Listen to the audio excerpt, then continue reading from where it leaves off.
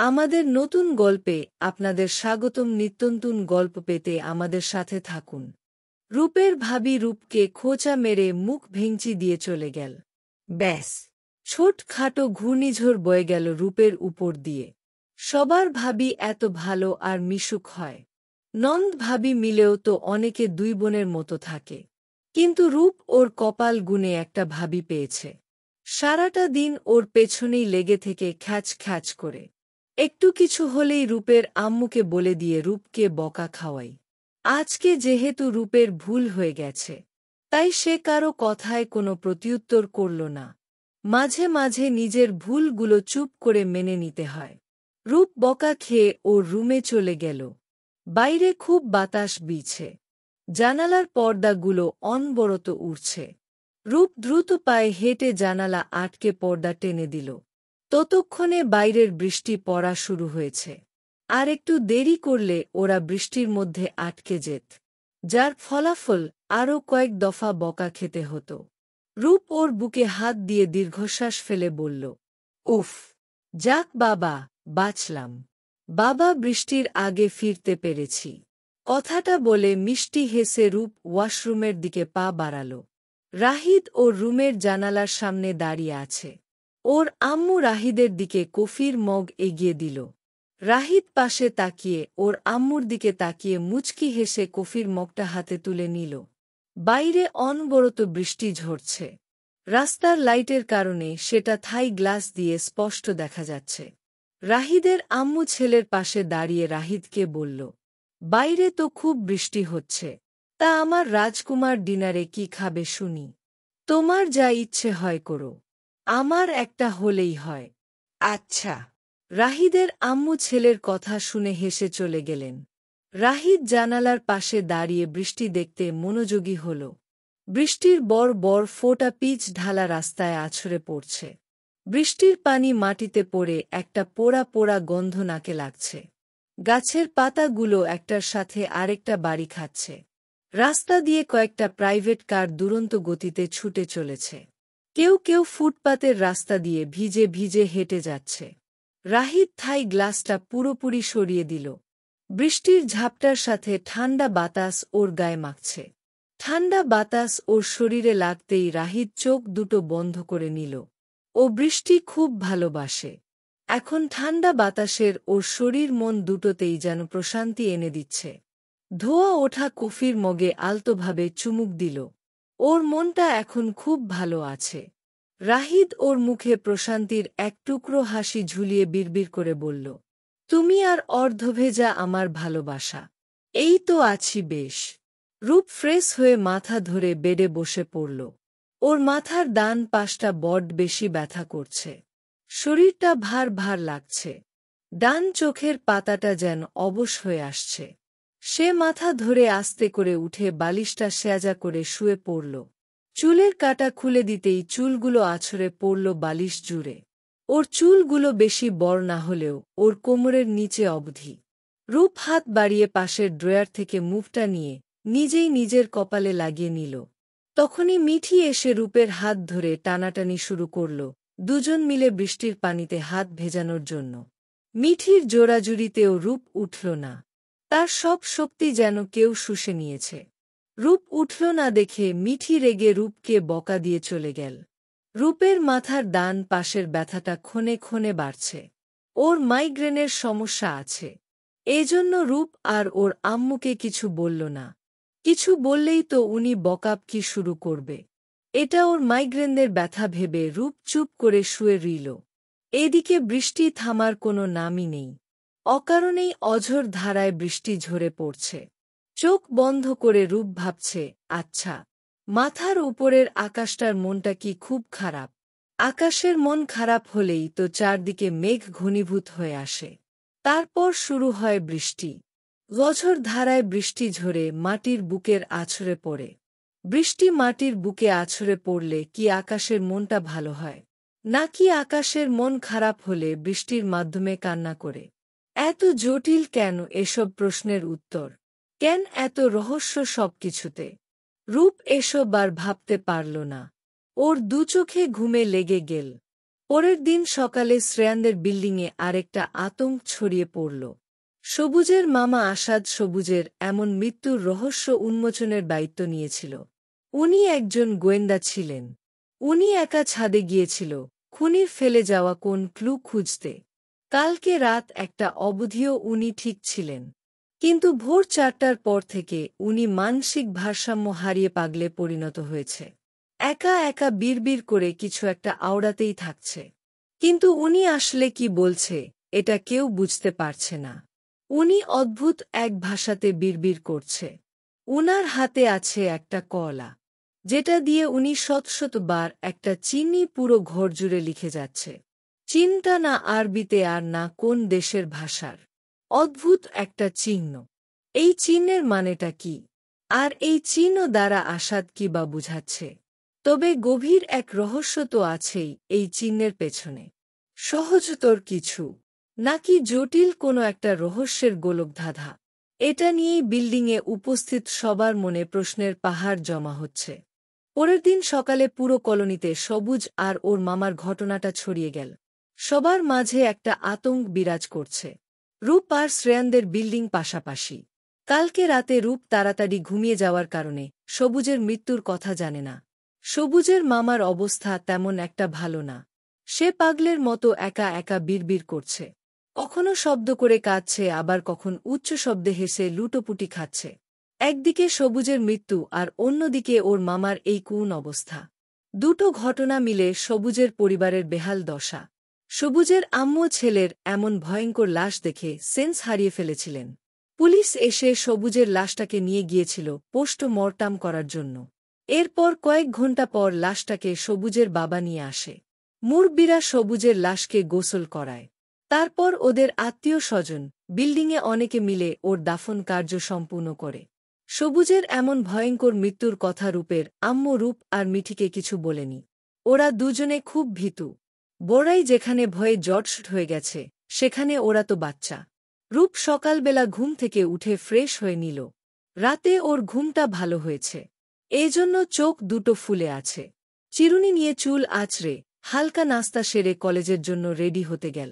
Maroon kameez, সাদা সালোয়ার, ড্রেসের সাথে সাদা ক্রসিং বেল্ট, চুলগুলো উঁচু করে ঝুঁটি করে বাঁধা, কানে সাদা দুটো টপ দুল, হাতে ঘড়ি, ঠোঁটে লিপ বাম আর কাঁধে পুতুলওয়ালা কলেজ ব্যাগ। ব্যাস, সে এখন সম্পূর্ণ রেডি। আয়নায় একবার নিজেকে দেখে নিল রূপ। তখনই রূপের ভাই নিয়ান রূপের রুমের দরজা নক করে বলল, এই বুঝি আর কতক্ষণ লাগবে? এবার তো চল। আর কত সাজুগুজু করবি? ভাইয়া আমার হয়ে গেছে, চলে আমি রেডি। রূপ নিয়ানের সাথে বের হল। ড্রয়িং রুমে ওর আব্বু আম্মু ওদের সাবধানে যেতে বলল। মিঠির স্কুলের রাস্তা বিপরীতমুখী, তাই নিপা মিঠিকে নিয়ে আগেই চলে গেছে। নিয়ান রূপকে কলেজে পৌঁছে দিয়ে অফিসে যাবে। কেবল 2 দিন হল রূপ এডমিশন নিয়ে একটা কলেজে ভর্তি হয়েছে। কলেজের রুলসগুলো খুবই কড়া, এজন্য হয়তো এখানে এডমিশন নেওয়ার জন্য অনেকে হুমড়ি খেয়ে পড়ে।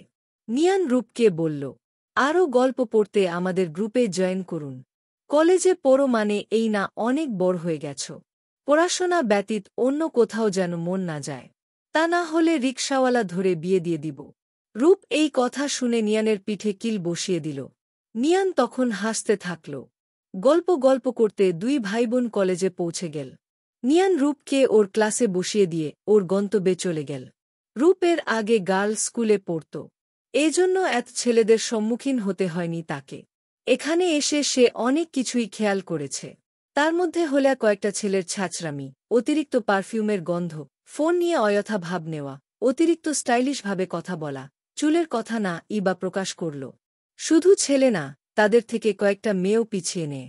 চুল ছাড়া, ভারী মেকআপ, ঠোঁট ভর্তি লিপস্টিক, পারফিউম, চুলে 1000টা ক্লিপ, হাতে মেহেদি, সাথে ফোন। বেচারা মেয়েগুলো শুধু পারছে না ছেলেদের কোলে উঠে সেলফি নিতে। রূপ এসব থেকে বিরত থাকার চেষ্টা করে। নিজেকে এতটা সস্তা ভাবে না। প্রতিটা মানুষের মধ্যে একটা নিজস্ব পার্সোনালিটি থাকা প্রয়োজন, নাহলে মানুষ আর পশুর মধ্যে তফাৎ থাকবে না। চিল মুড, হাসিখুশি, আড্ডা, বন্ধু, পরিবার, আত্মীয়স্বজনের সামনে সবখানেই নিজের পার্সোনালিটি বজায় রেখে চলা উচিত, যাতে কেউ সস্তা ভেবে হেয়ে চোখে না দেখে। পার্সোনালিটি মানে অহংকার, এটিটিউড, ভাব, অন্যকে ছোট করে দেখা না, হ্যাংলামি অথবা ছাঁচরামিও ইঙ্গিত করে না। বরং তোমার ব্যবহার, কথা বলা, আচার-আচরণ, মার্জিত স্বভাব, অন্যের ভালোবাসাটা আদায় করা বোঝায়। যাতে কেউ তোমার ব্যবহারে খুশি হয়ে আরেকবার তোমার সাথে কথা বলে। রূপের নতুন একটা ফ্রেন্ড হয়েছে। ওর নাম মিমি। রূপের মতোই সেও হ্যাংলামি থেকে দূরে থাকে। তবে রূপ কম কথা বলে, মিমি একটু বেশি কথা বলে। এখন যেমন মিমি বাম দিকে তাকিয়ে দাঁতে দাঁত চেপে রূপকে বলল, এরা কেমন অসভ্যতামি করছে দেখ। এমন ভাব করছে, মনে হচ্ছে শুধু ওদের কাছেই ফোন আছে। পৃথিবীর আর কারো কাছে ফোন নেই। সবগুলোই ছ্যাঁচড়া মার্কা। রূপ সেদিকে একবার তাকিয়ে চোখ সরিয়ে নিল। সঙ্গদোষে লোহা ভাসে, এমন একটা প্রবাদ প্রচলিত আছে যে যেমন তার সঙ্গেও জুটে তেমন। আর এটাই স্বাভাবিক। মিমি রূপের দিকে তাকিয়ে বলল, রূপ আমি কালকে দ্বিতীয় ক্লাসের নোট তুলিনি। তোর নোট খাতাটা দে। ওদের ন্যাকামি না দেখে নোট করি। রূপ মিমিকে নোট খাতা দিল, এরপর ওর হাতে থাকা বুইয়ে আবার মুখ গুজে নিল। একটু পরে ওদের ক্লাসে টিচার আসল। সবাই হিচি থামিয়ে যার যার স্থানে গিয়ে বসল। রাহিদ সকালে নামাজ পড়ে মর্নিং ওয়াকের জন্য বের হয়েছিল। আজকে ফিরতে একটু দেরি হয়ে গেল। একটা বিড়াল রাস্তা পার হতে গিয়ে অটোর নিচে পড়েছিল। রাহিদ দ্রুত গিয়ে বিড়ালটাকে ধরে রাস্তার পাশে শুইয়ে দিল। ফুটপাতের ধারে টিউবওয়েল থেকে পানি এনে বিড়াল্লার মুখে পানি দিল। আর আলতো করে মাথায় পিঠে হাত বুলিয়ে দিল। বিড়াল খুব ব্যথা পেয়েছে। এজন্য চোখ বন্ধ করে আছে। রাহিদ বিড়বিড় করে বলল, অটোওয়ালা মনে হয় অটোকে প্লেন ভেবে নিয়েছে। এজন্য সে রাস্তায় অটো নিয়ে প্লেনের গতিতে ছুটছে। মধ্যখান থেকে এই প্রাণীটা আঘাত পেল। দায়িত্বহীন লোকজন সব। রাহিদ সামনে তাকিয়ে ঘাট ঘুরিয়ে বিড়ালটার দিকে তাকাল। তখন দেখল বিড়ালটা ওখানে নেই। হয়তো একটু সুস্থ বোধ করেছিল। তারপর ওকে দেখেই ভয়ে পালিয়েছে। রাহিদ আশেপাশে তাকিয়ে বিড়ালটাকে না পেয়ে বাসায় ফিরে আসল। শাওয়ার নিয়ে একেবারে রেডি হয়ে ডাইনিং টেবিলে বসল। রাহিদ স্বভাবসুলভ নরম মনের মানুষ। রাহিদ ওর আব্বু আম্মু আর ছোট ভাইয়ের সাথে ব্রেকফাস্ট করতে বসল। রাহিদের আম্মু খেতে খেতে বলল, আব্বু আজকে তাড়াতাড়ি ফিরবে। আজকে তোমার জন্য মেয়ে দেখতে যাব। আম্মু, আমি আপাতত বিয়ে নিয়ে ভাবছি না। কেবল জবে ঢুকলাম। আর কিছুদিন যাক, তারপর দেখা যাবে। রাহিদের আম্মু আর কথা বাড়াল না। উনার ছেলেকে উনি ভালো মতোই চিনে। রাহিদ ব্রেকফাস্ট সেরে আম্মাব্বুর থেকে বিদায় নিয়ে কলেজের উদ্দেশ্যে বেরিয়ে গেল। রাহিদ পেশাতে একজন প্রফেসর।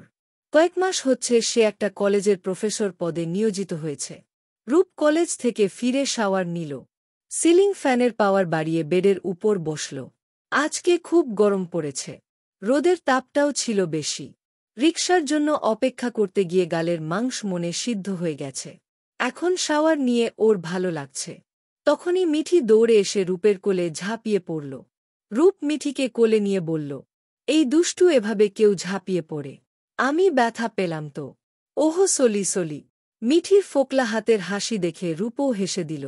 মিঠির 5 বছর বয়স। এখনও ওর কথার মাঝে একটা তোতলা ভাব রয়ে গেছে। রূপ উঠে ওর ব্যাগ থেকে একটা চকলেট বের করে মিঠিকে দিল।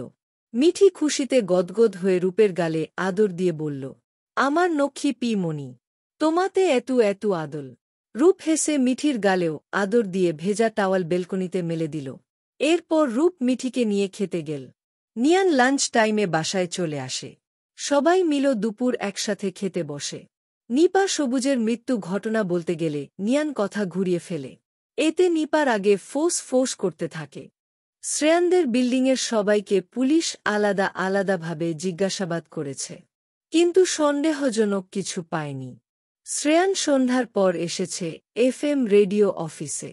বিকেলে ওর প্রোগ্রাম ছিল। কিন্তু পুলিশের জিজ্ঞাসাবাদের জন্য আগের সময়টা ক্যান্সেল করে সন্ধ্যার পর করা হয়েছে। এখন রাত 8টা থেকে 10টা অবধি ওর এখানে থাকতে হবে। ও এখন হাজার হাজার মানুষকে বিনোদন দেওয়ার সর্বোচ্চ চেষ্টা করবে।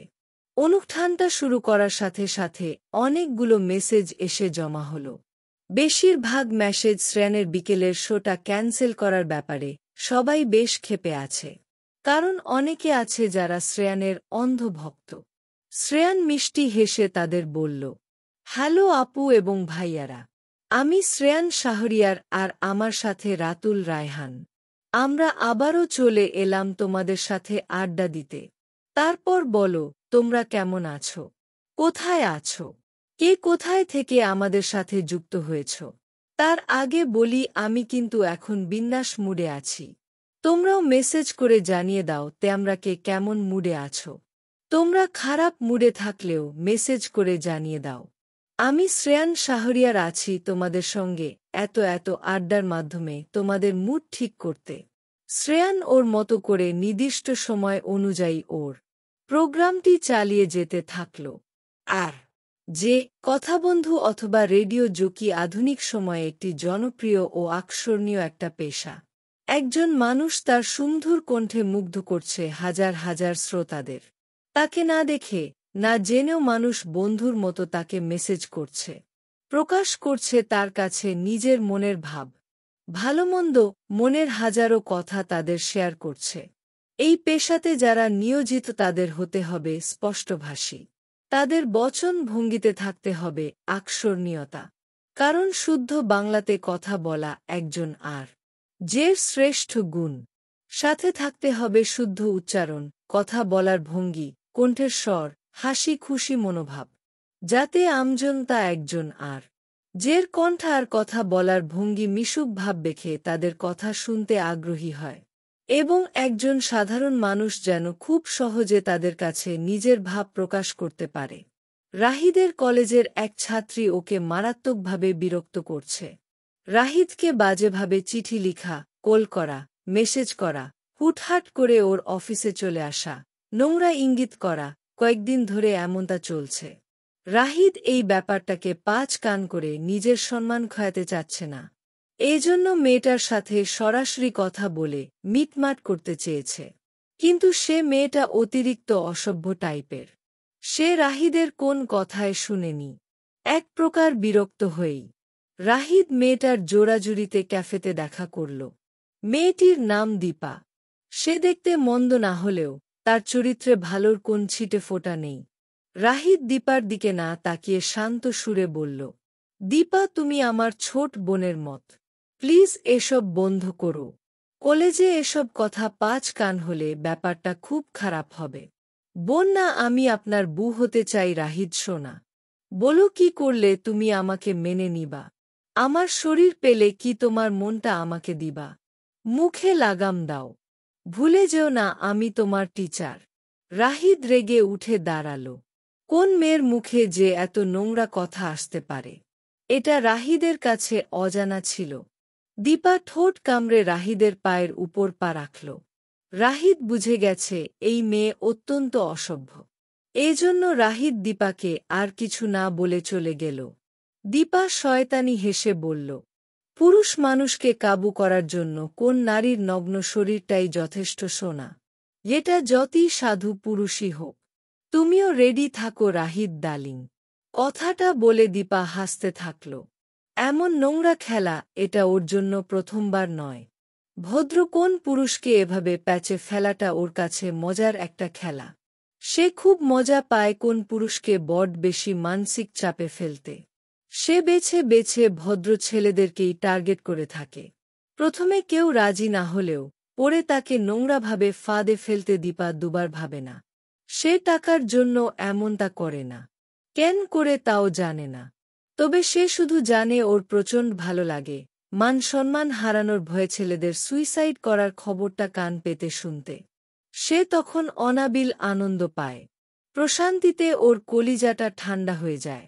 একটা মেয়েকে টিচ করলে বা ধর্ষিত হলে কখনো না কখনো তার শাস্তি মিলে, কিন্তু এমনভাবে একটা পুরুষ মানুষকে জঘন্য খেলার গুটি বানানোর শাস্তি কি আদৌ মিলে? লোকচক্ষুর অগোচরে কোন পুরুষকেও এমন প্রস্তাব দেওয়া হয়, এটা কি কেউ জানে? দীপার মতো মেয়েদের জন্য রাহিদের মত ছেলেদের নোংরা খেলার গুটি হয়। সর্বশেষে মান সম্মান হারানো ভয়ে অথবা নোংরা খেলায় জড়িয়ে পড়ার কারণে সুইসাইড নামক পন্থা বেছে নিতে হয়। আর সেটা হোক সেই ছেলেটার ইচ্ছায় বা অনিচ্ছায়।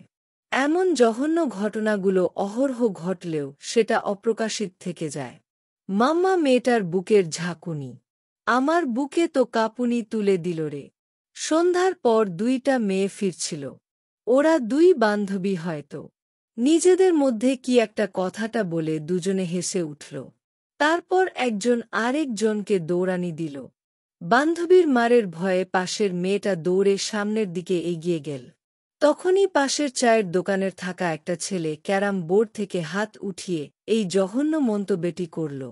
একথা শুনে ওখানকার আরও 4 জন অট্টহাসিতে ফেটে পড়ল। আচানকভাবে ওই 4টে ছেলে মাটিতে লুটিয়ে পড়ে দুহাত দিয়ে পুরো মুখ ধরে ছটফট করতে থাকল। কারো মুখে এসিড ঢেলে দিলে যেমন করে, ওরাও ঠিক তেমনভাবেই ছটফট করে আর্তনাদ করে উঠছে।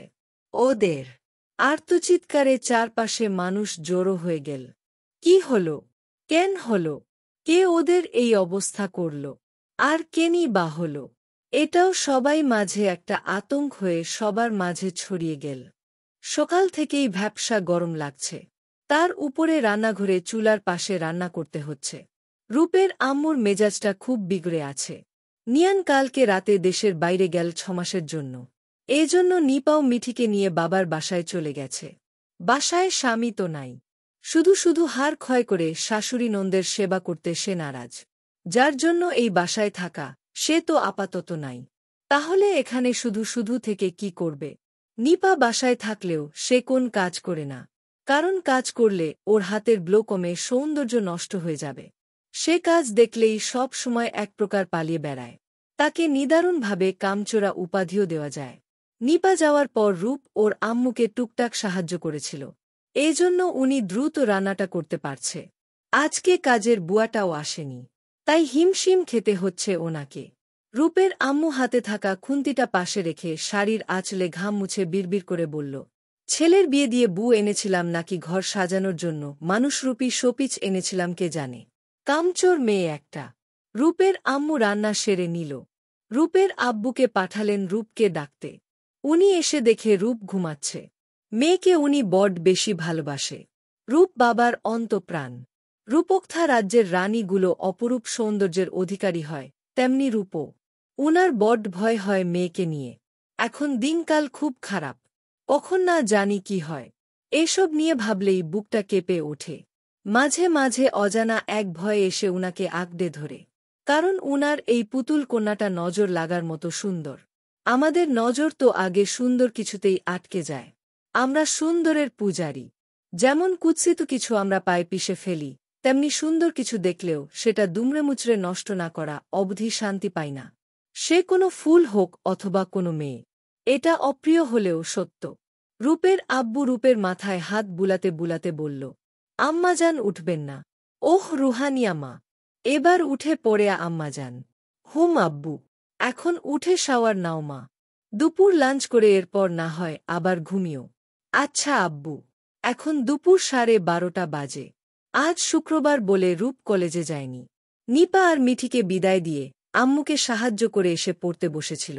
একটা বই নিয়ে পড়তে পড়ে ঘুমিয়ে পড়েছিল। রূপ ওর আব্বুর দিকে তাকিয়ে মুচকি হাসল। রূপের আব্বু রূপকে শাওয়ার নিতে বলে মেয়ের মাথায় আদর দিয়ে উনি চলে গেল। রূপ ওর বইটা পাশে রেখে ওয়াশরুমে চলে গেল। রূপের আব্বু রূপকে মা, আম্মাজান আর রুহানিয়া বলে ডাকে। রূপের পুরো নাম রুহানিয়া রূপ। ওর বাবার নাম রুহানুজাম্মান।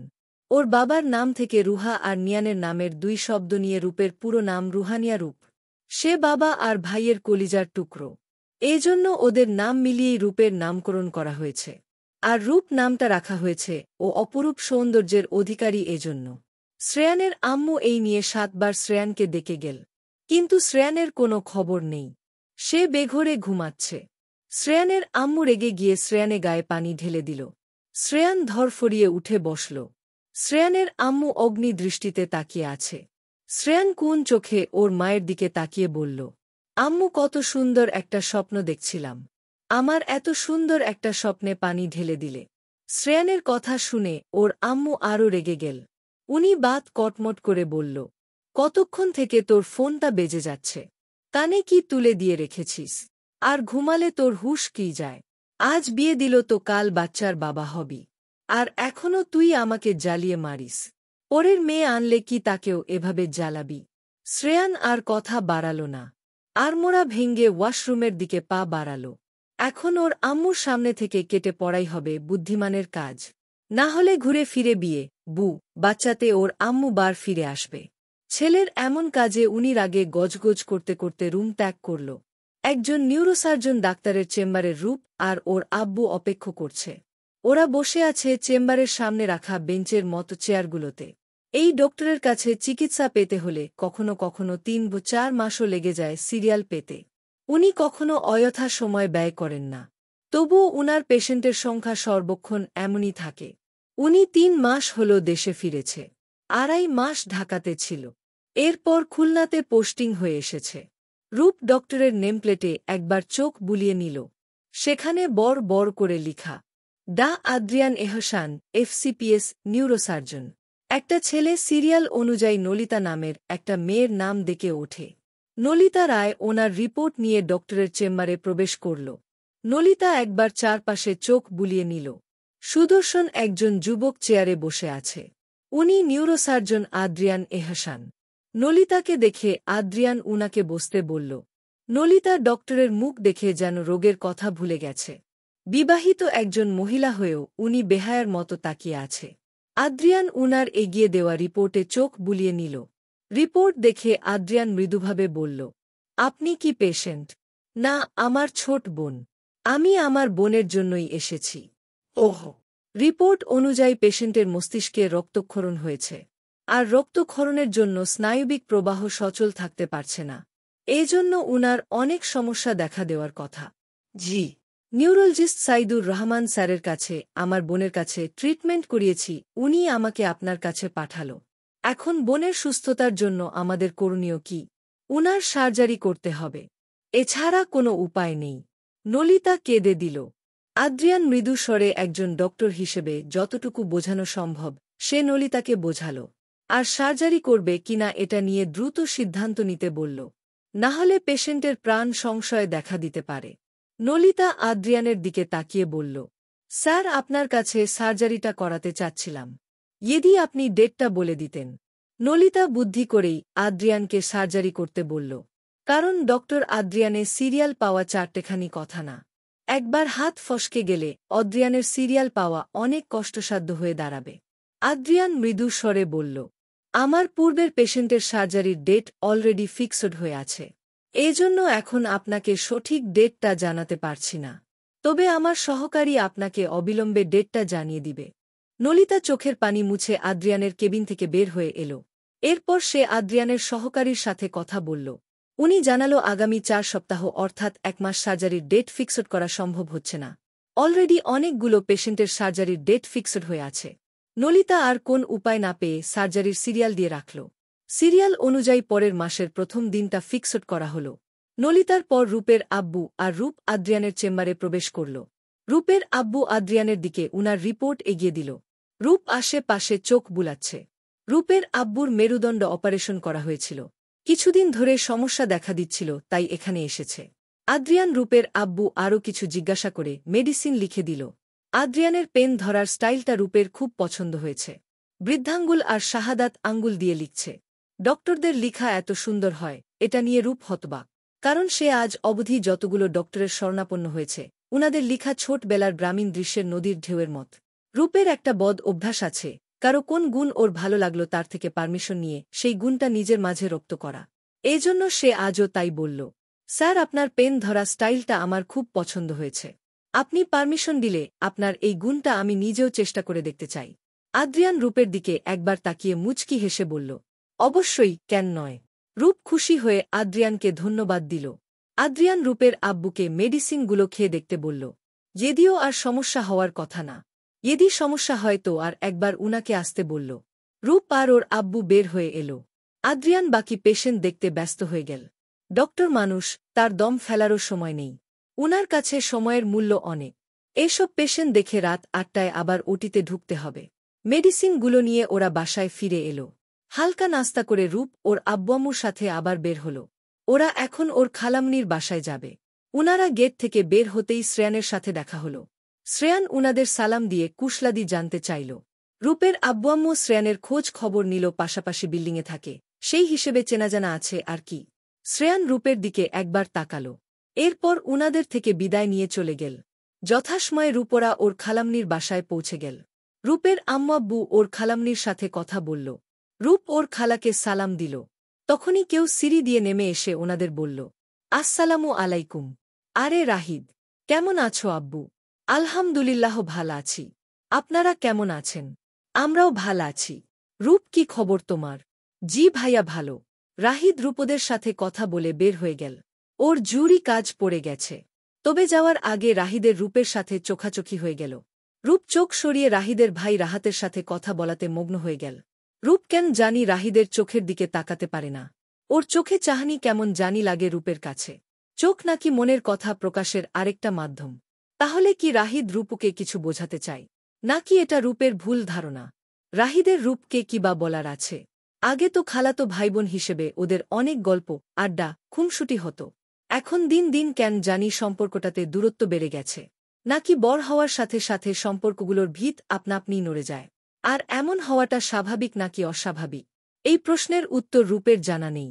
তাই এই ব্যাপারটা আপাতত মাথা থেকে বের করে ফেলল।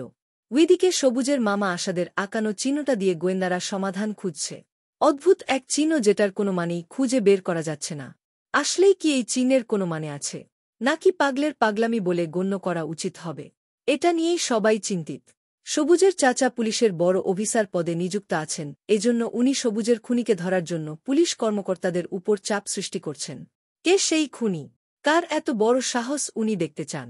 উনি সেই নিষ্ঠুর খুনিকে পেলে তাকে পৃথিবীর সবচেয়ে কষ্টদায়ক মৃত্যু দিয়ে মারবে বলে ঠিক করেন। রূপকে ওর খালা কিছুদিন থাকার জন্য জোর করল। রূপ প্রথমে থাকতে চায়নি। পরে যখন ওর আব্বু বলল, তখন সে আর না করতে পারেনি। মুখের উপর না বলে চলে যাওয়াটা অভদ্রতা হবে। রূপের আব্বু রূপকে কলেজ মিস করতে বারণ করল। উনি ড্রাইভারকে দিয়ে ওর কলেজ ড্রেস আর বই পাঠিয়ে দিবেন বলেছেন। একথা শুনে রূপ খুশিই হল। সাথে খালামনিও জানালো রূপকে রাহিদ না হলে রাহাত কলেজে পৌঁছে দিবে, আবার নিয়ে আসবে। একথায় ঠিক হল যে রূপ এখানে থাকবে। রূপের আব্বু আম্মু রাতের ডিনার সেরে চলে গেল। যাওয়ার আগে রূপের আব্বু বারবার বলে গেছে যেন সাবধানে থাকে। 2 দিন পর উনি এসে নিয়ে যাবে। ওর বাবার কথা শুনে রূপে মুচকি হেসেছে। কারণ সে জানে ওর আব্বু ওকে ছাড়া থাকতে পারবে না। দেখা যাবে 2 দিন হওয়ার আগেই ওকে নিয়ে যাবে। রূপ বেডে হেলান দিয়ে একটা উপন্যাস পড়ছিল। বিটা সে রাহিদের থেকে নিয়ে এসেছে। ও এতটা মনোযোগ দিয়ে উপন্যাস পড়ছে যে এক প্রকার ডুবে গেছে উপন্যাসটার মধ্যে। রাহাত নিজের রুমে শুয়ে গেম খেলছে। খালামনি পাশের ভাবির বাসায় গেছে। বাসায় ভালো কিছু রান্না হলে উনাকে দিয়েই খায়। এক কথায় পাশের বাসার ভাবি উনার বান্ধবী। রাহিদের আব্বুও একটু আগে বাইরে গেছে উনার প্রেশারের মেডিসিন আনতে। সাথে চায়ের দোকানে বসে একটু আড্ডাও হয়ে যাবে। বাসায় চা খেলেও বন্ধুরা মিলে টং দোকানে চায়ের সাথে আড্ডা দেওয়ার মজাই আলাদা। রাহিদ ওর রুম থেকে বের হয়ে রান্নাঘরে গিয়ে নিজে দুমগ কফি বানাল। ট্রেতে করে মগ দুটো নিয়ে রাহিদ রূপের দরজায় নক করে বলল, আসবো রূপ? জি ভাইয়া, এসো। রাহিদ রূপের দিকে কফির মগ এগিয়ে দিল। রূপ মুচকি হেসে মগটা নিল। রাহিদ রূপের সামনে বসল। রূপ রাহিদের চোখে মুখে টেনশনের ছাপ দেখতে পাচ্ছে। হয়তো সে কিছু নিয়ে টেনশনে আছে। আর টেনশনের কারণ কাউকে শেয়ার করলে নিজেকে হালকা লাগে। তবে শেয়ার করা উচিত অবশ্যই বিশ্বাসযোগ্য কোনো লোকের কাছে, যাতে কেউ টেনশনের কারণ জানতে পেরে পড়ে ফায়দা উঠাতে না পারে। সেটা হোক ভাই, বোন, বন্ধু, বান্ধবী, অফিসের কলিগ, পাশের বাসার ভাবি থেকে শুরু করে সবার ক্ষেতেই। রাহিদকে চুপ করে থাকতে দেখে রূপ বলে উঠল, কিছু কি হয়েছে? আমার কাছে শেয়ার করতে পারে ভাইয়া। কথা দিচ্ছি অবিশ্বাসের কিছু করব না। আর আমি তোমাকে ভালো বুদ্ধি দিতে না পারলেও খারাপ কোনো বুদ্ধি দিব না। রূপের কথা শুনে রাহিদ নিঃশব্দে হাসল। যাকে মন প্রাণ উজাড় করে দিয়ে নিঃস্ব হয়ে বসে আছে, তাকে অবিশ্বাস করার প্রশ্নই আসে না। রাহিদ আস্তে ধীরে রূপকে দীপার কথাটা বলল। রূপ শুনেও স্বাভাবিকই আছে। যেন এটাও নরমাল একটা ব্যাপার। রাহিদ রূপের দিকে তাকাল। রূপ স্বাভাবিকভাবেই কফির মগে চুমুক দিচ্ছে। রূপের এতটা স্বাভাবিক থাকার কারণ আছে। আর সেটা হল, আমাদের পৃথিবীটাই তো ভালো খারাপ মিলে। এখানে অবাক হওয়ারও কিছু নেই। আগে এসব মুভিতে হতো, এখন বাস্তবেও এসব হয়ে থাকে। যুগ বদলানোর সাথে সাথে এসব জঘন্য কাজগুলো আরও বেশি বৃদ্ধি পাচ্ছে। কিছু কিছু ঘটনা প্রকাশ হলেও বাকিগুলো অপ্রকাশিত থেকে যায়। আর কোথায় তো লিখা নেই যে মেয়েরা ধোয়া তুলসী পাতা হয়েই পৃথিবীতে বিচরণ করছে। যুগের সাথে সাথে আমরা বিবেকের ক্যালকুলেটরকে বন্ধ করে দিচ্ছি। এজন্য এত পাপে লিপ্ত হতে আমাদের বিবেকে বাধছে না। রূপ গভীরভাবে কিছু একটা ভাবল। এরপর রাহিদের দিকে তাকিয়ে কফির মগে আর একবার চুমুক দিয়ে শান্ত কণ্ঠে বলল, তোমার মান সম্মান ধুলোয় মেশানোর আগে তার অপকর্ম সবাইকে জানিয়ে দাও। তোমার যদি দোষ না থাকে তুমি সাইলেন্ট হয়ে বসে থাকবে কেন? আর তুমি চুপ করে থাকলে সে আরও উগ্র আচরণ করতে থাকবে। আজকে সরাসরি তোমাকে শরীরের লোভ দেখাচ্ছে, কালকে ইডিটের মাধ্যমে তোমার নুট পিক বের করবে না, এর কোনো গ্যারান্টি নেই। মেসেজ, চিঠি, কল রেকর্ড, তোমার কাছে যা প্রমাণ আছে সেগুলো নিয়ে তুমি কলেজের সর্বপ্রধানকে দেখিয়ে দাও। তুমি চুপ থাকলে তোমার জায়গায় আসা অন্য টিচারও যে এমন ফাঁদে পড়বে না, এটার গ্যারান্টি কে দিবে? সে যেন এমন করতে না পারে, এজন্য তার রাস্তাটাই বন্ধ করে দাও। ভাইয়া শোনো, যার থুতু ফেলে সেটা চেটে খাওয়ার স্বভাব থাকে, তাকে সোনার থালায় খেতে দিলেও সে সেইম কাজটাই করবে। তাই যার স্থান যেখানে, তাকে সেই স্থানেই রাখাটাই হবে বুদ্ধিমানের কাজ। রাহিদ মনোযোগ দিয়ে রূপের কথাগুলো শুনল। এজন্যই রূপকে রাহিদ এতটা ভালোবাসে। রূপের মধ্যে অদ্ভুত এক গুণ আছে, যেটা দিয়ে ও সহজেই কোনো মানুষকে সমাধান খুঁজে দিতে পারে। শান্ত আর চুপচাপ থাকা মেয়েটা মারাত্মক বুদ্ধিমতী। এই বয়সেও গভীর চিন্তা করে সমস্যা সমাধান করার ক্ষমতা রাখে। রাহিদ রূপকে খুব ভালোভাবে খেয়াল করেছে। আর এটাই বুঝেছে যে রূপের মধ্যে ছেলে মানুষই খুব কম দেখা যায়। ওর বয়সের তুলনায় নিজেকে সেভাবেই গড়ে তুলেছে। রাহিদও ঠিক করল রূপের কথা অনুযায়ী সে তাই করবে। কারণ শিক্ষকতা খুব সম্মানিত একটা পেশা। দীপার কাজে প্রশ্রয় দেওয়ার মানে শিক্ষকতাকে অসম্মান জানানো। শ্রেয়ান ওর প্রোগ্রাম শেষ করে বাসায় ফিরল। একটু পর বন্ধুদের সাথে আড্ডা দিতে যাবে, হালকা নাস্তা করে রেডি হয়ে আবার বাইক উঠে বসল। কিন্তু সে বাইক নিয়ে বের হতে পারছে না। সামনের বিল্ডিংয়ে নতুন কেউ উঠছে মনে হয়। এজন্য ট্রাক ভর্তি জিনিসপত্রে রাস্তা আটকে ফেলেছে। শ্রেয়ান বিরক্ত হয়ে উকিঝুঁকি দিল, কিন্তু কাউকে পেল না। একটা ছেলেকে দেখে শ্রেয়ান তাকে উদ্দেশ্য করে বলল, ভাই আসসালামু আলাইকুম। ওয়ালাইকুম আসসালাম। আমি শ্রেয়ান। আমি পবিত্র। বলছিলাম যে আপনি কি এই বিল্ডিংয়ে নতুন উঠছেন? জি। আমার একটু তাড়া ছিল, এই ট্রাকটার জন্য যেতেও পারছি না। কাইন্ডলি আমাকে যদি একটু সাহায্য করতেন। জি অবশ্যই। পবিত্র ড্রাইভারকে গাড়িটা সাইড করতে বলল। এরপর নিজেও হাত লাগিয়ে শ্রেয়ানকে যাওয়ার ব্যবস্থা করে দিল। শ্রেয়ান মুচকি হেসে পবিত্রের সাথে আবার দেখা হবে বলে নিজের গন্তব্যে চলে গেল। পবিত্র মুচকি হেসে বিদায় দিয়ে নিজের কাজ করতে লাগাল। আদ্রিয়ান 4 ঘণ্টা হল ওটিতে ঢুকেছে। ওর এই পেশেন্টের বয়স 9 বছর। সারা জীবন ওর পরেই আছে। আদ্রিয়ান নিজেও চাই এই মেয়েটাকে সুস্থ করতে তুলতে। এই মেয়েটার মাথায় রক্তের চাপ বেঁধে রক্তক্ষরণ হয়েছে, এজন্য ওর প্রাণ সংশয় দেখা দিচ্ছে। এই অপারেশনটা খুবই ঝুঁকিপূর্ণ। মেয়েটার বাবা মা, ভাইবোন সাকসেস কথাটা শোনার জন্য ওটির বাইরে অধীর আগ্রহের বসে আছে। এমনকি এই মেয়েটার ভালোবাসার মানুষ আদ্রিয়ানের পা ধরতে গিয়েছিল। সে হাত জোর করে কেঁদে কেঁদে ওর প্রাণ ভিক্ষা করছিল। আদ্রিয়ান ছেলেটার কাঁধে হাত রেখে শুধু একটা কথাই বলেছিল, আল্লাহর উপর ভরসা রাখুন। ওটিতে আরও ডক্টররা উপস্থিত আছে। এই পেশেন্টের অবস্থা বেশ খারাপ। সবার কপালে ভাঁজ পড়েছে। শুধু আদ্রিয়ান একদম স্বাভাবিকভাবে অপারেশনের যন্ত্রপাতি নিয়ে ওর ব্রেন আর হাতকে ধীর গতিতে চালিয়ে যাচ্ছে। সে একটা অপারেশনকে যুদ্ধ ভাবে। আর প্রতিটা যুদ্ধে সে জয়ী হয়েই ফিরতে চায়। এই যুদ্ধেও সে জয়ী হয়ে ট্রফি হিসেবে লুফে নিতে চায় পেশেন্টের মায়ের থেকে দোয়া আর ভালোবাসা। এই অপারেশনটা যেমন ঝুঁকিপূর্ণ, তেমনি রোগ নিরাময়ের হবারও একটা মাধ্যমও বটে। এই পেশেন্টের এমআরআই থেকে মাথায় একটা অ্যানিউরিজম ধরা পড়েছে। মস্তিষ্কের অ্যানিউরিজম মানে মগজের কোনো ধমনীতে রক্তচাপ বেঁধে একটি জায়গা ফুলে ওঠা। এ ধরনের অ্যানিউরিজম প্রায়শ মাত্র কয়েক মিলিমিটার পুরু হয় এবং তার কোনো উপসর্গ থাকে না। অ্যানিউরিজম যতক্ষণ পর্যন্ত ফেটে না যাচ্ছে ততক্ষণ আশঙ্কার কিছু নেই, কিন্তু ফেটে গেলে ভয়ঙ্কর কিছু ঘটে। অর্ধেক রোগী সঙ্গে সঙ্গে কিংবা কিছুক্ষণের মধ্যে মারা যান। আল্লাহ রহমত আর ডক্টরদের প্রচেষ্টায় মেয়েটির অপারেশন সাকসেসফুল হল। প্রায় 4 ঘণ্টা পর আদ্রিয়ান ও অন্যান্য ডক্টররা ওটি থেকে বের হল। মেয়েটি মা আদ্রিয়ানের সামনে গিয়ে হাউমাউ করে কেঁদে বলল, বাবা, আমি তোমাকে ছুঁয়ে দেখতে পারি। তোমার হাতে যশ আছে। আদ্রিয়ান মুচকি হেসে ওই মায়ের হাতটা ওর মাথার উপরে রাখল। উনি কেঁদে কেঁদে আদ্রিয়ানের জন্য দোয়া করল। আদ্রিয়ান মুচকি হেসে উনার হাত ধরল। উনি থরথর করে কাঁপছে। আদ্রিয়ান উনাকে একটা চেয়ারে বসিয়ে মৃদুভাবে বলল, একজন মায়ের চোখের পানি আল্লাহর দরবার থেকে ব্যর্থ হয়ে ফিরে যায় না। আল্লাহ ভরসা। ধৈর্য ধরুন, সব ঠিক হয়ে যাবে। একটা বলে আদ্রিয়ান চলে গেল। ওর পুরো শরীরে রক্তে মাখামাখি।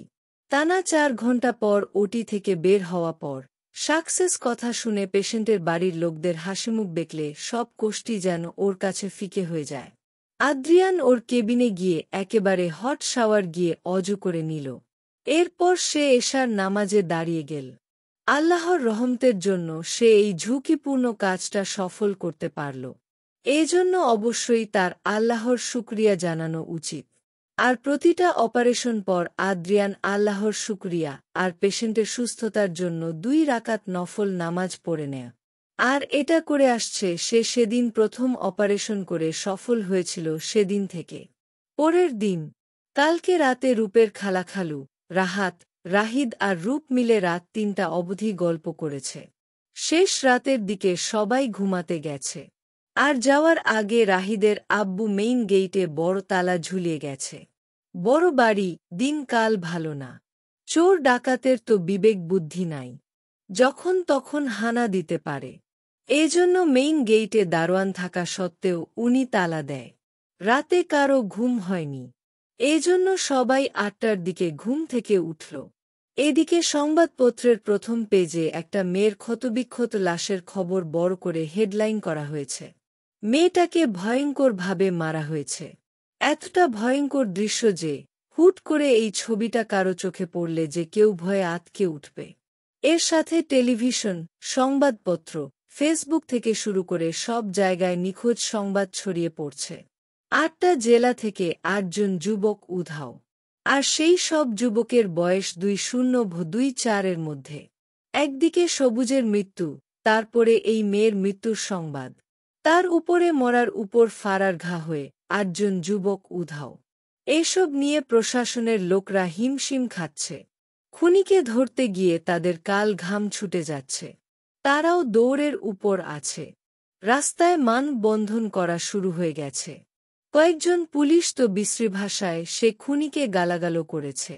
উসমান নামের একজন পুলিশ তো রাগে গজরাতে গজরাতে বলেই ফেলল, হালার পো হালা, খুনিকে ধরার টেনশন, তার সাথে উপর মহলের চাপ। 2টা মিলাইয়া আমার কোষ্ঠকাঠিন্য হইয়া গেছে গা। পায়খানার প্যানে বিষা কুত পারতে পারতে আমার জানখান বাইর হইয়া যাইতেছে গো জলিল ভাই। মাগার এক ফুটাও হা বাইর হইতাছে না। একবার ওই কুত্তার ছাও খুনিরে পাইলে ওরে গরম গরম ডিম থেরাপি দিব, যতক্ষণ ওই হালার জানখান বাইর না হয়। উসমানের কথা শুনে ওপর পাশের পুলিশও কিছু একটা বলল। রোদের মধ্যে উনারা ডিউটি করছে। কড়া রোদে মাথার চাঁদিটাও গরম হয়ে উনাদের মেজাজ বিগড়ে গেছে। ওইদিকে রাস্তায় মানববন্ধন চলছে। তাই গাড়ি আটকে জ্যাম বেঁধে গেছে।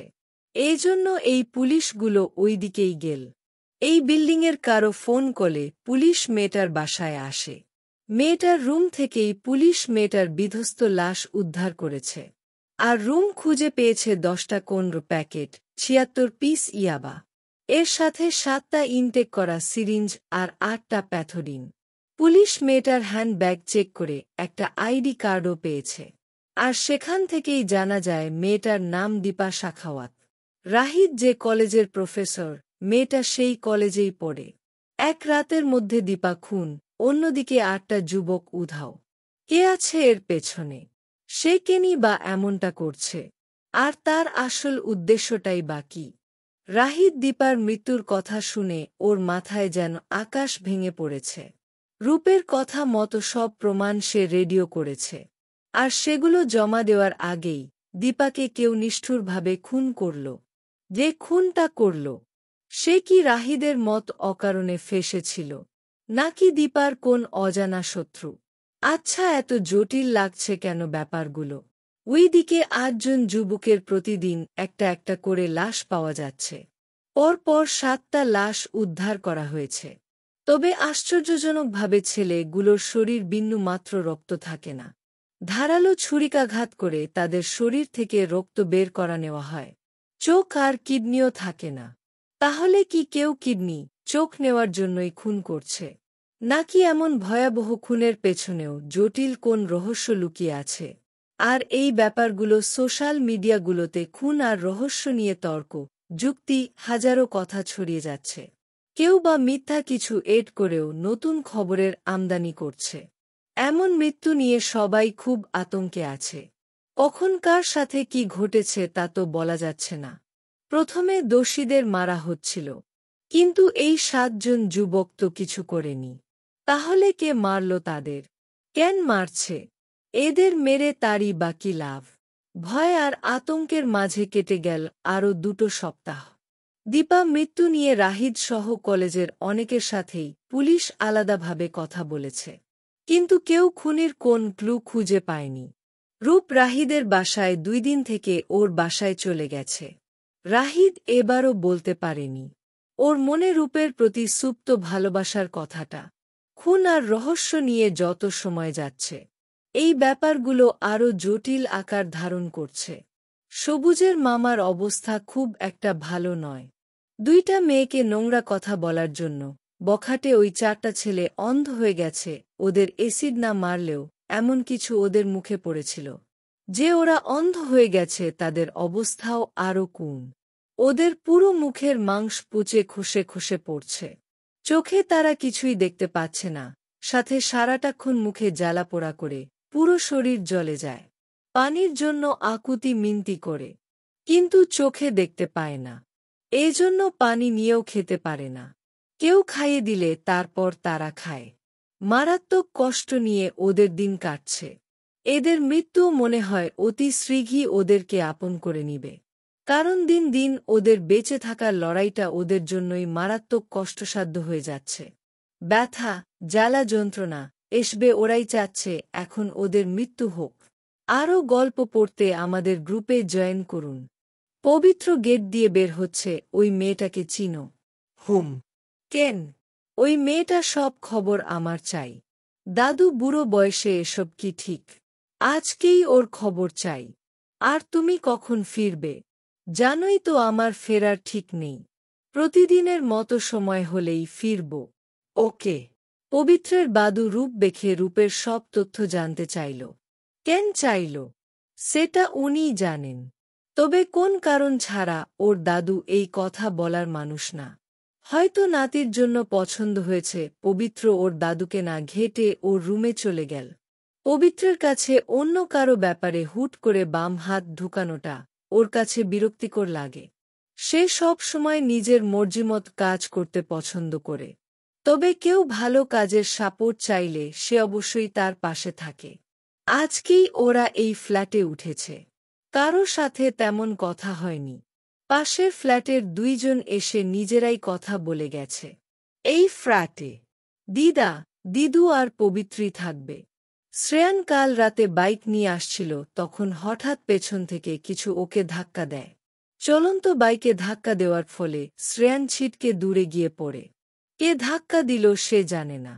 তবে খুব জোরে ধাক্কা দিয়েছে, এজন্য ছিটকে পড়েছে। ওকে এমনভাবে পড়তে দেখে কয়েকজন দৌড়ে গিয়ে ওকে তুলে হসপিটালে যায়। শ্রেয়ানের আম্মু এই খবর পেয়ে হসপিটালে যায়। শ্রেয়ানের মাথায় আর পুরো শরীরে চোট পেয়েছে। শ্রেয়ান হসপিটালেই আছে। 2 দিন হসপিটালে থেকে একটু সুস্থ হয়ে বাসায় ফিরেছে। ভালভাবে হাঁটতে না পারলেও সে খুঁড়িয়ে খুঁড়িয়ে হাঁটে। কালকে রাতে ঘুমের ঘোরে মনে হল ওর কেউ গলা চেপে ধরেছে। কোন পুরুষের বলিষ্ঠ শক্ত হাত। কিন্তু সে মোটেও চোখ খুলতে পারছে না। অনেক ধস্তাধস্তি করে শ্রেয়ান এক পর্যায়ে সেন্স হারিয়ে ফেলে। পরের দিন সকালে শ্রেয়ানের আম্মু এসে শ্রেয়ানের সেন্স ফেরায়। ওর গলাতে চেপে ধরার দাগ স্পষ্ট। আশ্চর্যজনক ব্যাপার হল শ্রেয়ানের হাতের মুঠোতে কোন মেয়ের চুল ছিল। শ্রেয়ানের মনে আছে কোন পুরুষের সাথে রাতে ধস্তাধস্তি হয়েছিল।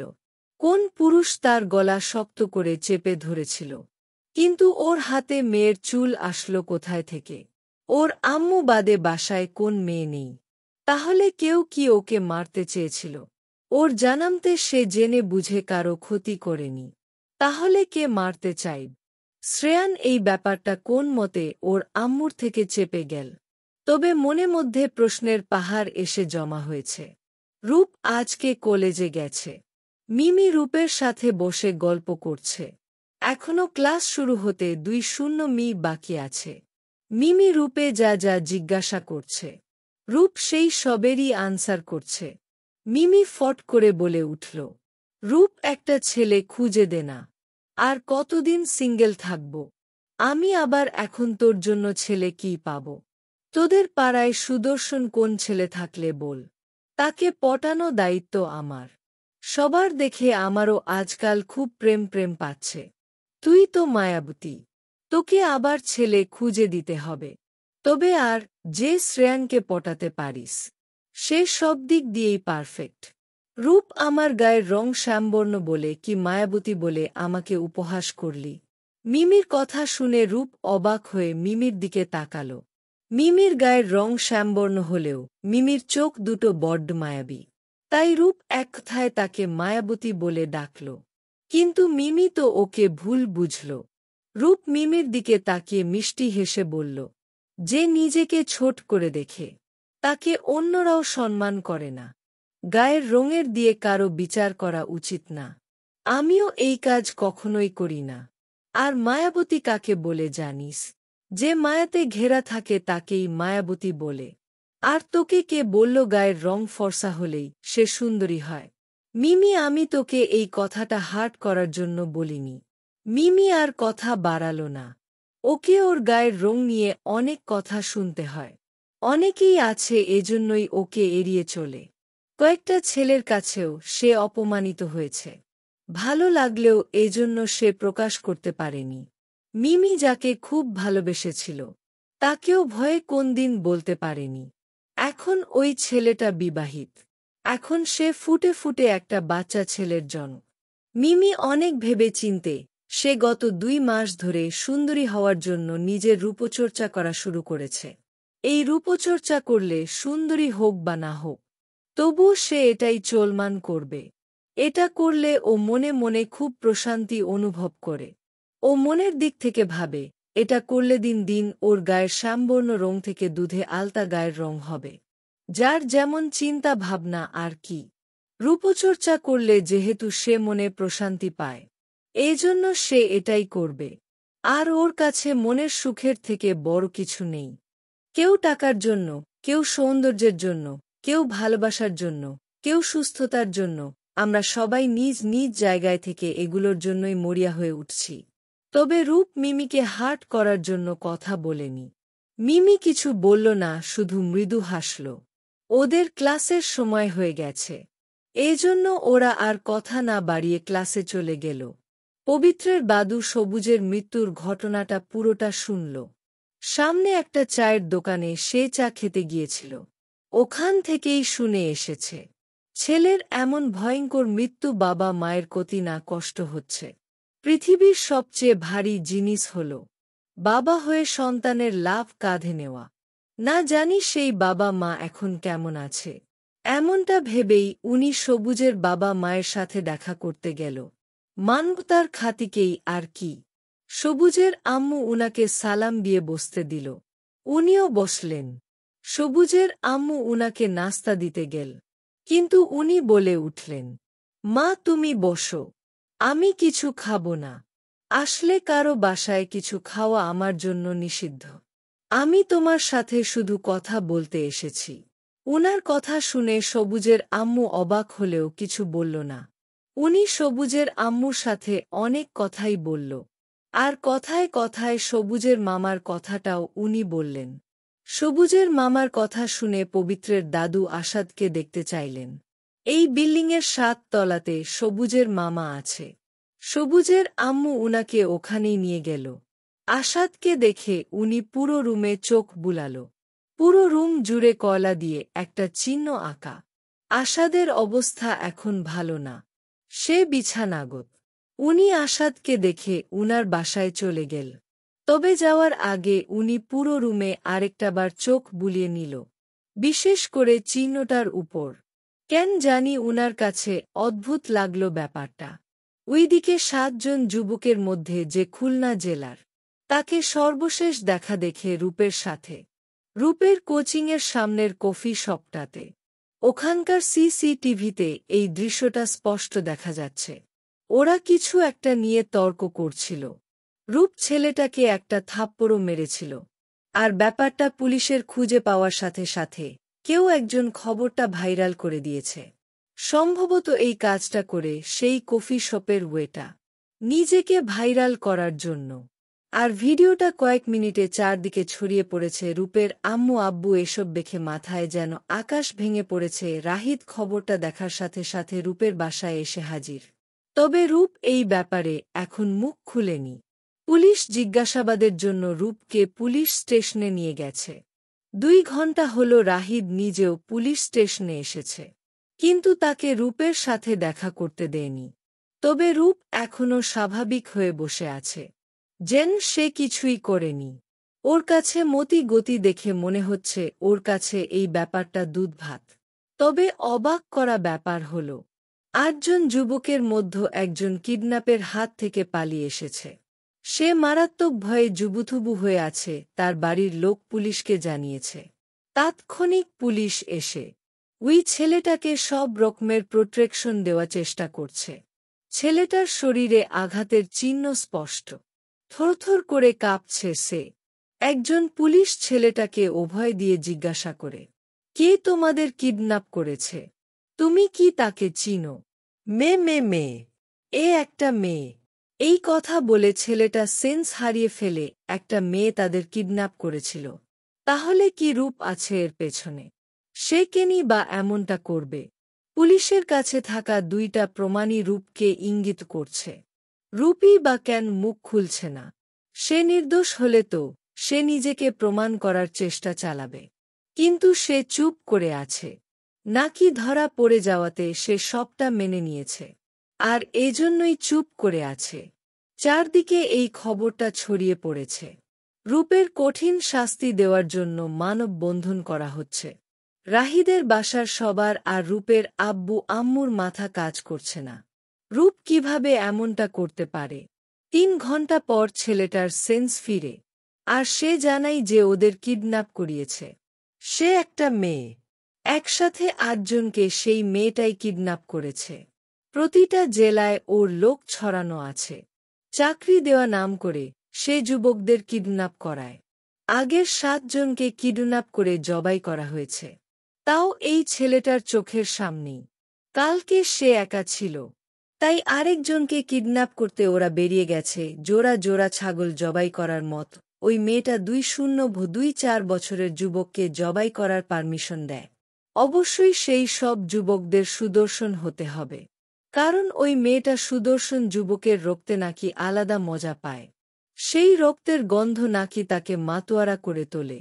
এই ছেলেটা ওখানকার একজনের পা ধরে তার মায়ের কসম দিয়ে জানে বেঁচে ফিরেছে। ওইখানে নাকি প্রতিদিন 2 জন ছেলেকে জবাই করা হয়। ছেলে 2টার শরীরে রক্ত নিয়ে ওই মেয়েটা গোসল করে। আর আমাদের মানবদেহে শতকরা 7 ভাগ রক্ত থাকে, গড়ে মানবদেহে 5-6 লিটার রক্ত থাকে। সব রক্তগুলো একটা বড় বাথটাবে রেখে সে উৎফুল্ল হয়ে গোসল করে। ওই মেয়েটা নগ্ন হয়ে গোসল করে কিডন্যাপ করা যুবকদের সামনে। তখন সব যুবকরাই ভয়ে থরথর করে কাঁপতে থাকে। তখন যুবকদের ভয়ার্ত মুখ দেখে মেয়েটার হাসির শব্দে পুরো বাসাটাও যেন আঁতকে উঠে। ওই মেয়েটার সাথে 2টা ডাক্তারও আছে। ছেলে 2টাকে জবাই করা হয়ে গেলে তারা কিডনি আর চোখ আরও প্রয়োজনীয় সব জিনিস নিয়ে নেয়, আর মেয়েটা শুধু রক্তগুলো নেয়। ছেলেটার মুখে এসব শুনে পুলিশের কলিজাও যেন শুকিয়ে গেছে। এই মেয়ে এতটা ভয়ঙ্কর কিভাবে হতে পারে? রূপ নামের মেয়েটা এমন। ও রূপের সৌন্দর্যে পেছনেও এত ভয়ঙ্কর আরেকটা রূপ লুকিয়ে আছে। এমন ভয়ঙ্কর চিন্তাধারা সে কিভাবেই বা করতে পারে? এতটুকু বয়সে এমন ভয়ঙ্কর কাজ কারবার। আর যুবকের রক্তে গোসল করে বলে কি সে এতটন সৌন্দর্যের অধিকারী? এই পুলিশটাও রূপ দেখে উনারও চোখ আটকে গিয়েছিল রূপের প্রতি। মানতেই হবে মেয়েটার যেমন বুদ্ধি তেমনই সাহস। আদ্রিয়ান ওর সব পেশেন্ট দেখে চেয়ার থেকে উঠতে যাবে, ঠিক তখনই আরেকজন এসে উপস্থিত হল। আদ্রিয়ান আবার বসে পড়ল। কেবল আসা ভদ্রলোকের রিপোর্ট দেখে কিছু সময় আলোচনা করে নিল। এরপর নিজের কেবিনে গিয়ে কিছুক্ষণ রেস্ট নিল। ঘড়িটা দেখে সে ওটির ড্রেস পরে ওটির দিকে চলে গেল। এখানে পর পর 4টা ওটির রুম। আদ্রিয়ান যেতে যেতে হঠাৎ দাঁড়িয়ে গেল। একটা মহিলার সিজারিয়ান অপারেশন করা হয়েছে। তাদের একটা ফুটফুটে মেয়ে হয়েছে। ছোট্ট বাবুটা গলা ফাটিয়ে চিৎকার করে কাঁদছে। কিন্তু বাবুটার বাবা মেয়ে বাবু চাই না। সে কিছুতেই এই বাবু নিবে না। নার্সরা এত বুঝাচ্ছে, তাও উনি একটা কথায় বারবার বলছে এই বাবু সে নিবে না। আদ্রিয়ান এক পা করে ওখানে গিয়ে দাঁড়াল। নার্সের কোলের বাবুটাকে সে কোলে নিল। বাবুটা শুভ্র তোয়ালেতে পেঁচানো আছে। আদ্রিয়ান মুচকি হেসে বাবুর গালে আলতো করে টোকা দিল। বাবু চোখ মেলে তাকাচ্ছে। 9টা মাস মায়ের পেটে থাকার পর পৃথিবীর আলোর চোখে লাগছে। এজন্য ঠিক মতো তাকাচ্ছে না। আদ্রিয়ান বাবুটাকে কোলে নিয়ে মুচকি হেসে বলল, রাজকন্যা, আমাদের এই পৃথিবীতে আগমনের জন্য আপনাকে জানাই সুস্বাগতম। আপনার মতো পবিত্র ফুল কেন এই অমানুষের ঘরে জন্ম নিলেন, এটা মেয়েটেও ঠিক করেননি। যে নিজের ঐশ্বর্যকে স্বীকার করতে রাজি না, তার গৃহে কেন আল্লাহর রহমত নিয়ে আসলেন? উনি তো কাপুরুষ। এজন্য আপনাকে অস্বীকার করছে। নিজের সৃষ্টিকর্তার উপহারকে অস্বীকার করছে। সে নিজেই তো একজন কাপুরুষ। আপনাকে কিভাবে আগলে রাখবে বলুন? উনার সাথে সাথে পৃথিবীর সব ছেলেদেরকেই খারাপ তো করছেনই, এমনকি উনি একজন ব্যর্থ বাবা হয়ে সব বাবাদের গায়েও অমানুষের তকমাটা লাগাচ্ছে। আদ্রিয়ানের কথা শুনে বাবুর বাবাও চুপ করে গেছে। আদ্রিয়ান উঠে দাঁড়িয়ে ওই লোকের সামনাসামনি দাঁড়িয়ে একদম শান্তভাবে বলল, আপনার বউ কারো সাথে পরকিয়া করত? না না তো। আপনি কি উনার কবুল বলে বিয়ে করা হাজবেন্ড? হ্যাঁ। আপনি কি উনার সাথে সঙ্গমে লিপ্ত হয়েছিলেন? হ্যাঁ। তাহলে বলছেন আপনার স্পার্ম থেকে এইটা বাবুটার জন্ম, তাই তো? হ্যাঁ। তাহলে বাবুটাকে মানতে পারছেন না কেন? আল্লাহর রহমতে তো এই বাবুটা আপনার শরীরের অংশ থেকেই জন্মেছে। তাহলে বাবুটাকে কিছু করার আগে আপনাকেই তো মেরে ফেলা উচিত। আরও গল্প পড়তে আমাদের গ্রুপে জয়েন করুন। লোকটা আর কথা বলার ভাষা পেল না। লোকটি লজ্জায় মাথা নিচু করে নিল। আদ্রিয়ান লোকটার দিকে তাকিয়ে বলল, বাবুটা যখন বড় হবে আর আপনার করা এই কাজের কারণটা জানতে চাইবে, তখন তাকে উত্তর দিতে পারবেন তো? আল্লাহ যদি চাই, তাহলে আপনাকে বৃদ্ধ বয়সে এই বাবুর হাতের এক ফোঁটা পানি খেয়েই আপনার মৃত্যু হতে পারে। মেয়েকে অবহেলা করবে না। এটা মনে রাখবেন, এই মেয়েটাই স্বয়ং আল্লাহ তাআলার তরফ থেকে আপনার জন্য উপহার হিসেবে এসেছে। আদ্রিয়ান বাবুটাকে ওই লোকের হাতে তুলে দিলেন। এরপর সে ওটির দিকে যাওয়ার জন্য পা বাড়াল। লোকটি বাবুকে কোলে নিয়ে কেঁদে দিল। আদ্রিয়ান আর পিছু ফিরে তাকাল না। যদি লোকটা লজ্জা পায় এটা ভেবে। লোকটি বাবুকে অসংখ্য আদর দিল। বাবার কান্না দেখে বাবুটাও চোখ মেলে বাবার দিকে তাকাল। হয়তো উনি উনার ভুল বুঝতে পেরেছে। সমাজের দিক বিবেচনা করে এমন ভুল করে ফেলেছিল। রূপ এখনো বাসায় ফিরতে পারেনি। পুলিশ তাকে লকআপে বন্দি করে রেখেছে। রূপ চুপ করে মেঝেতে বসে আছে। অনেক উঁচুতে একটা ছোট জানালা আছে। সেই জানালা দিয়ে আলো আসছে। রূপ সেদিকেই তাকিয়ে আছে। এভাবে কি আর বসে থাকা যায়? ওর প্রচুর ঘুম পাচ্ছে। এইবার দিয়ে 3বার হাই তুলল সে।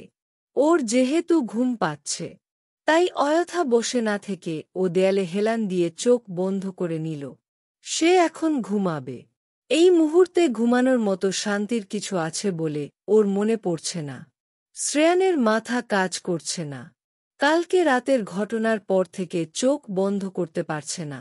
ওর মনে হচ্ছে চোখ বন্ধ করলেই সে আসবে। আবার ওর গলা চেপে ধরবে। শ্রেয়ানের হাতের মুঠোয় থাকা চুলগুলো সে রেখে দিয়েছে। শ্রেয়ান একা একা গভীরভাবে কিছু চিন্তা করল। ওর মাথাতে অন্য কিছু ঘুরছে।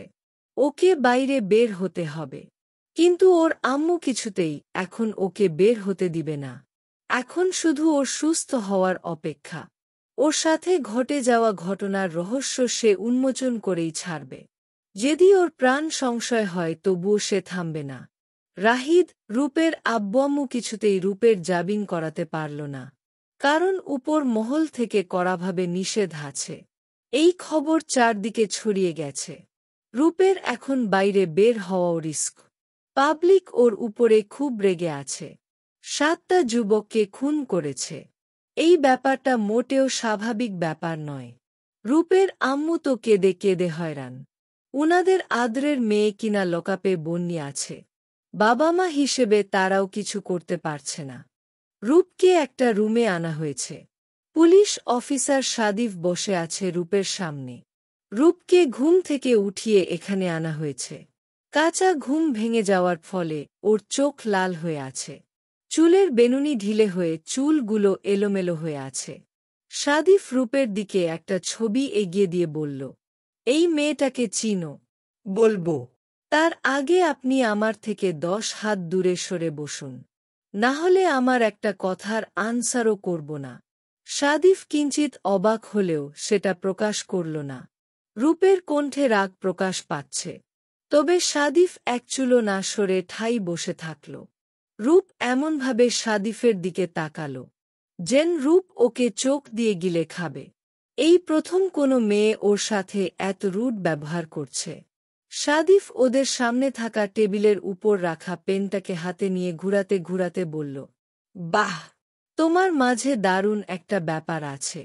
আমি সত্যি এতদিন এমন কাউকেই খুঁজছিলাম।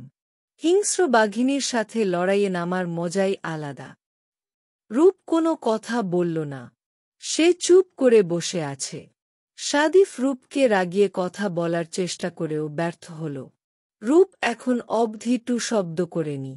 সাদিফের মন চাচ্ছে মেয়েটাকে থাপড়ে গাল লাল করে দিতে। সাদিফ উঠে রূপের থেকে 10 হাত দূরে গিয়ে বসল। রূপের ঠোঁটের কোণে বাঁকা হাসি। সাদিফ সেটাও খেয়াল করল। সাদিফ উঠে দাঁড়াল রূপকে আড়টা করা ছবিটা দেখাতে। রূপ সাদিফকে বসতে বলে সে নিজেই টেবিলের উপর থেকে ছবিটা নিয়ে দেখল। রূপ সাদিফের দিকে তাকিয়ে বলল, এটা আমার বেস্টু মিমি। সে এমন জঘন্য করে আমার জানা ছিল না। কফিশপের ওই ছেলেটাকে ছিল। মিমির কথামত আমি কফিশপে ওই ছেলের সাথে কথা বলতে গিয়েছিলাম। মিস রূপ, আপনি ছেলেটাকে থাপ্পড় মেরেছিলেন কেন? সে আমাকে টিজ করে কথা বলেছিল। আপনি যে আপনার বান্ধবীর সাথে জড়িত না, এটা আমরা কেন মানব? মানতে তো বলছি না। আমি যে জড়িত সেটা আগে প্রমাণ করুন। নিজেকে খুব চালাক ভাবেন, তাই না? এখানে চালাক ভাবার মতো কিছু তো দেখছি না। তবে আমি কিছু করিনি। এটা প্রমাণ হওয়ার পর এই কথার আনসারটা আপনাকে দিব। ওকে। সাদিফ উঠে চলে গেল।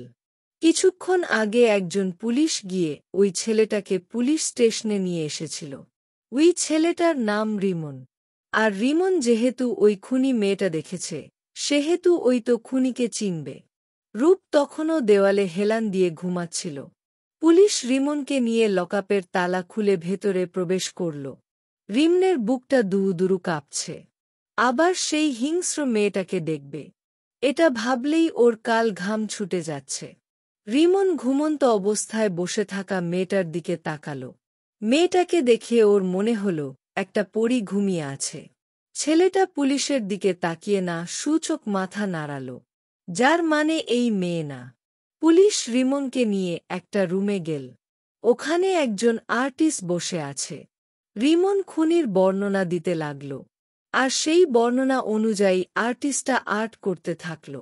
আর্ট করা হয়ে গেলে পুলিশ কাজটা নিয়ে চলে গেল। তারপর সেই আর্ট করা কাগজটা পুলিশ অফিস সাদিফকে দেখল।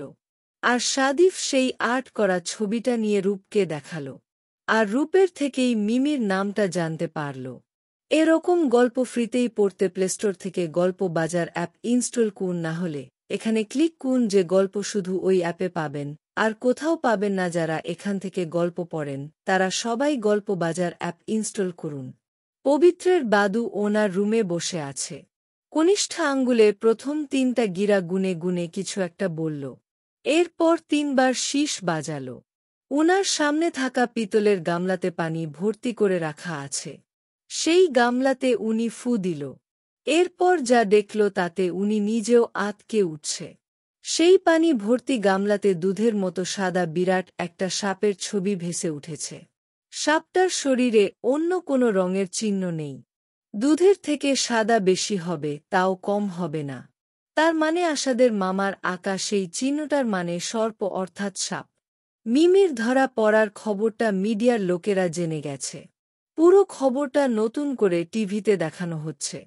রূপ যে দোষী নয়, এটাও এই খবরে প্রকাশ করা হয়েছে। রূপের আব্বু-আম্মু রাহিদ পুলিশ স্টেশনে এসেছে। রূপকে ছেড়ে দেওয়া হবে। সাদিফ ওখানেই দাঁড়িয়েছিল। রূপ লকআপ থেকে বের হয়ে সরাসরি সাদিফের দিকে তাকিয়ে বলল, মিমি এমন কাজে জড়িত ছিল। আমি সত্যিই জানতাম না। আর জানলে ওর ফাঁদে পা দিতাম না। মাগুর আর ইলিশ জাতে দুটোই মাছ। কিন্তু মাগুর মাছ গু খায়। আর ইলিশ খায় মরা লাশ। দুটোই মাছ হলেও তাদের দুজনের রুচিটা কিন্তু একদম ভিন্ন। ভালো থাকবেন, এবার আসি। রূপ কথাটা বলে ওর আব্বু-আম্মুর সাথে চলে গেল। সাদিফ কোনো কথা বলল না। তবে রূপের কথার গভীরতা ধরতে তার বেশ খানিকটা সময় লেগে গেল। সাদিফের কেন জানি রূপকে খুব অদ্ভুত লাগে। সে রূপকে নিয়ে আর মাথা না ঘামিয়ে নিজের কাজে মন দিল। কারণ তার কাছে মেয়ে মানেই মায়াজাল। ওইদিকে মিমির পায়ের গুলি বের করা হয়েছে। 2 দিন পর থেকে ওকে রিমান্ডে নেওয়ার আদেশ এসেছে। রূপ বাসায় ফিরে শাওয়ার নিল। রাহিদ এখন রূপদের বাসাতে আছে। রূপ ওয়াশরুম থেকে বের হয়ে দেখল রাহিদ ও রুমে বসে আছে। রাহিদ রূপের দিকে তাকাল। রূপ মুচকি হাসল। তখন রূপের আম্মু ওদের খেতে ডাকল। রূপ রাহিদকে আসতে বলে চলে গেল। রাহিদের এবারও ওর মনের কথাটা বলা হলো না। বাবা জানো, আজকে আমি মরেই যেতাম। একটা আঙ্কেল আমাকে বাঁচিয়েছে, তাই মরিনি। কেন মা, কি হয়েছিল? তুমি এখন ঠিক আছো তো? হুম, আমি এখন ঠিক আছি। ওই আঙ্কেলটাকে তুমি ধন্যবাদ দিয়ে এসো। চলো বাবা। আচ্ছা চলো। বাচ্চা মেয়েটা ওর বাবাকে নিয়ে রাহিদের বাসায় গেল। রাহিদই এই বাচ্চাটাকে অ্যাক্সিডেন্টের হাত থেকে বাঁচিয়েছে। তখন রাহিদ আর রূপ কথা বলছিল। এজন্য বাচ্চা মেয়েটার বাবা উনার মেয়েকে নিয়ে চলে আসে। তবে উনি রাহিদ আর রূপের সব কথাই শুনেছে। বাচ্চাটার বাবা বুঝেছিল যে রাহিদ নামের ছেলেটা খুব ভালো। আর উনাকে কেউ ফাঁসাতে চাচ্ছে। যেহেতু উনার মেয়েটি এই ছেলেটি জানে বাঁচিয়েছে, তাহলে উনারও উচিত ছেলেটার পাশে দাঁড়ানো। বাচ্চার বাবা উনার মেয়েকে বাসায় রেখে বাইরে গেল। উনি নিজে দীপা নামের মেয়ের সাথে কথা বলবে। চোখ বন্ধ করে উনি দীপার বাসার ঠিকানা জেনে ওখানে গেল। দীপা তখন প্যাথাডন সেবনে ব্যস্ত ছিল। ওর বাসাটাকে অপবিত্র কোন স্তূপও বলা যায়। আর অপবিত্র থাকার ফলে এই লোকটা ওখানে ঢুকতে পারছিল না। উনি কৌশলে দীপাকে ডেকে অন্য রুমে আসতে বলে। কয়েক সেকেন্ড দীপার দিকে তাকিয়ে উনি এটাই বুঝল যে ওনার আসার ঠিক 3 মিনিট আগে এই মেয়েটা কারো সাথে সঙ্গম করছে। ওর শরীরটা এখনও অপবিত্র। দীপা ওর সামনে একজন সাদা পাঞ্জাবি, মাথায় সাদা টুপি পরা মাঝ বয়সী লোককে দেখে চোখ মুখ খিচে বলল, ব্লাডি বিচ, তুই আসার আর সময় পাইলি না। কে বে তুই? যা ভাগ এখান থেকে বে পোলা। দীপার ভাষা দেখে লোকটি একটা ধোঁয়ার সৃষ্টি করল। উনি এতটুকু সময়ে বুঝে গেছেন যে এমন নর্দমার কীট পৃথিবীতে না থাকাটাই শ্রেয় হবে। উনার তৈরিকৃত সেই ধোঁয়াটা দীপাকে ঘিরে নিল। 5 মিনিট পর ভয়ঙ্করভাবে দীপার লাশটা মেঝেতে মুখ থুবকে পড়ে গেল। লেকটি দীপার ফোনটা অদৃশ্য করে দিয়ে স্থান ত্যাগ করল। রাহিদ সেদিন যে বিড়ালটাকে বাঁচিয়েছিল, সেটা ছিল মানুষ রূপী এই লোকেরই বাচ্চা। রাহিদের অজান্তেই রাহিদ বিড়ালের রূপ ধরা অদৃশ্য জগতের একটা বাচ্চাকে বাঁচিয়েছিল। আর সেই বাচ্চার বাবাই ওকে দীপার হাত থেকে বাঁচাল। দীপার এই খুনিকে কেউ না ধরতে পারবে। আর না ওর মৃত্যু অজানা ঘটনাটা কেউ জানতে পারবে। কারণ দৃশ্য কিছুর শাস্তি মিললেও অদৃশ্য কিছুকে শাস্তি দেওয়া সম্ভব নয়। দীপাকে না হয় রাহিদের জন্য এই লোকটা মারল, কিন্তু সবুজকে কে মারল? আর আশাদের ওই অবস্থায় বা কে করল? আর সর্পের রহস্যটাই বা কি? এখানে অদৃশ্য কিছুর হাতছানি নাকি অন্য কিছু? নাকি এর মধ্যে ভালো মানুষের মুখোশে পড়া কুৎসিত কোন ব্যক্তির কারসাজি? রাহিদ ওর আম্মুকে ফোন দিয়ে ওরা রূপের বিয়ের প্রস্তাব পাঠাতে বলল। অনেক সময় তো নিল। এভাবে আর কতদিন চলবে? এবার একটা পদক্ষেপ নেওয়াটাই উচিত হবে। রাহিদের আম্মু এই কথা তৎক্ষণিকই রূপের আব্বু-আম্মুকে জানিয়ে দিল। মেয়েকে নিয়ে উনাদেরও চিন্তার শেষ নেই। কত কি ঘটে গেল গত কয়েকদিনে। আর রাহিদ তো অচেনা কেউ না, বরং সে ছেলে হিসেবে যথেষ্ট ভদ্র। রূপের আব্বু-আম্মুর ফোন যখন কথা বলছিল রূপ সব শুনেছে। সে রান্নাঘরে গিয়ে কড়া করে 2 মগ চা বানাল। রাহিদের রুম নক করে বলল, ভাইয়া ছাদে যাবে। রাহিদ ফ্রেশ হয়ে ওয়াশরুম থেকে বের হয়ে টাওয়াল্লা কেবল হাতে নিয়েছে। রূপের কথা শুনে রাহিদ দরজার দিকে তাকাল। রাহিদ মুচকি হেসে হ্যাঁ সূচক মাথা নাড়াল। রাহিদ মুখ মুছে ফোনটা হাতে নিয়ে রূপের সাথে ছাদে গেল। দুজনেই পাশাপাশি দাঁড়িয়ে আছে। রূপ চায়ের মগে একটাবার চুমুক দিয়ে সামনের রাস্তাটার দিকে তাকিয়ে আছে। রাহিদ ছাদের রেলিং ঘেঁষে হাতে মগটা নিয়ে দাঁড়িয়ে আছে। রাহিদ জানে রূপ ওকে কেন এখানে নিয়ে আসলো। এমনি এমনি রূপ ওকে এভাবে ডেকে ছাদে আসবে না, এটা সে ভালো করেই জানে। রাহিদ চুপ করে আছে রূপের কথা শোনার জন্য। রূপ সামনের দিকে দৃষ্টি রেখেই বলল, আমি তোমার ফিলিংসকে সম্মান করি, ভাইয়া। আমি জানি তুমি বিগত 8 বছর ধরে আমাকে ভালোবাসো। রূপের কথা শুনে রাহিদ রূপের দিকে তাকাল। রূপ রাহিদের দিকে তাকাল না। রূপ খুব স্বাভাবিকভাবে কথাটা বলে ফেলল। রাহিদের একটু একটু করে জমিয়ে রাখা ভালোবাসার কথাটা তাহলে সে জানত। তবু এতদিন ওকে কিছু বুঝতে দেয়নি। রূপ আবারও বলে উঠল, আত্মীয়ের মধ্যে আত্মীয়তা করাটা আমি কেন জানি মানতে পারি না। তোমাকে আমি সেই স্থানে বসাতে পারব না। মনের বিরুদ্ধে গিয়ে আমি তোমাকে মানিয়ে নিতে চাই না। তাই অনুরোধ রইল খালামনির দেওয়া প্রস্তাবে আর না এগোতে।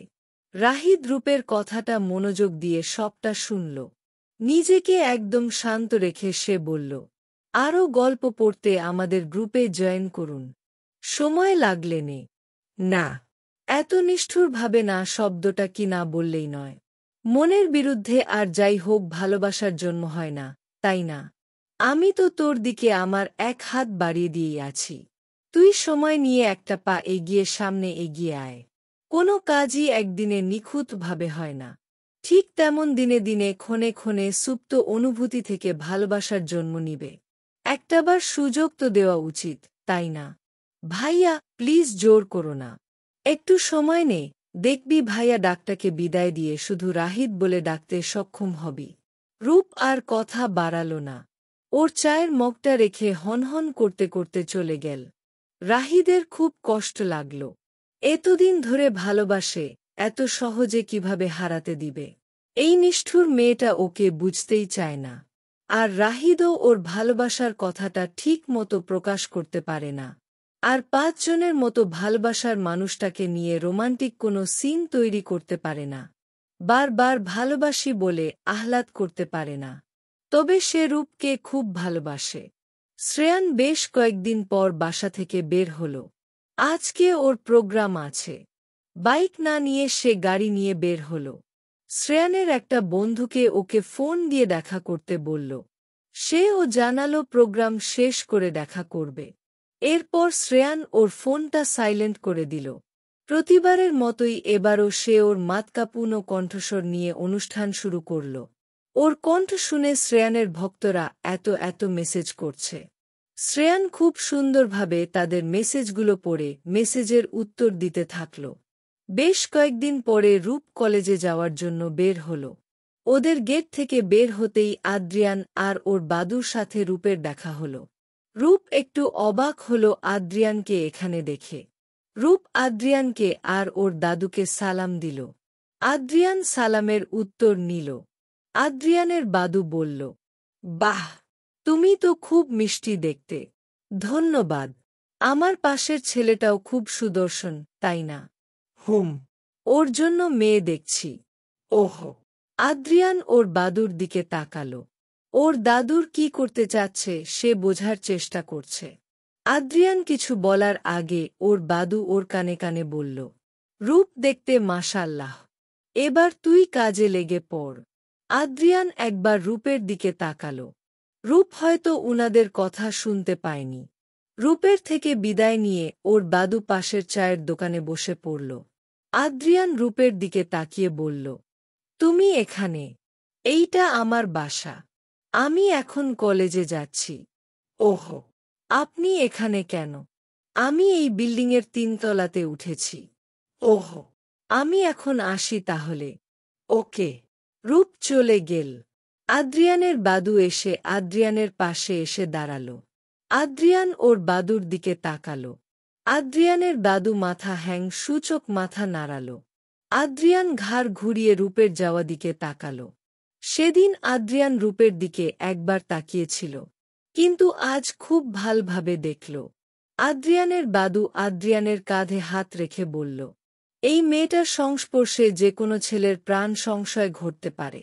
এই মেয়েটা কোনো ছেলের সহধর্মিণী হতে পারবে না, কারণ সে সহধর্মিণী হিসেবে যে কোন ছেলের জীবনে অভিশাপ স্বরূপ। আদ্রিয়ান ওর দাদুর কথা শুনে কিছু একটা ভাবল। ওর মুখে গভীর কোনো চিন্তার ছাপ স্পষ্ট। আদ্রিয়ান ওর দাদুর দিকে তাকিয়ে বলল, ওর বাসায় বিয়ের প্রস্তাব পাঠাও। যত দ্রুত সম্ভব আমি ওকেই বিয়ে করব। আদ্রিয়ান কথাটা বলে চলে গেল। তবে পাশে দাঁড়িয়ে থাকা ওর দাদু আর কিছু বলল না। আদ্রিয়ানের কথা অনুযায়ী উনি রূপদের বাসায় গেল। কিছু কিছু কাজ ফেলে রাখতে নেই। কখনো কখনো ফেলে রাখা কাজটা আফসোসের কারণ হয়ে দাঁড়ায়। রূপের আম্মু রাহিদের কথা উনাকে জানাল। এমন কথা শুনে আদ্রিয়ানের দাদুর কপালে ভাঁজ পড়ল। উনি আর কথা না বাড়িয়ে চলে আসল। আর এই কথা আদ্রিয়ানকেও জানাল। আদ্রিয়ানে হসপিটালে যেতে হবে, এজন্য আর আপাতত কথা বাড়াল না। সে রেডি হয়ে হসপিটালের উদ্দেশ্যে চলে গেল। রাহিদ ওর বাসায় চলে গেছে, তবে যাওয়া আগে বলে গেছে সময় নিতে, তবুও যেন ওকে না ফেরায়। রূপ কিছু বলেনি। ওর স্বভাব অনুযায়ী সে স্বাভাবিক হয়ে বসেছিল।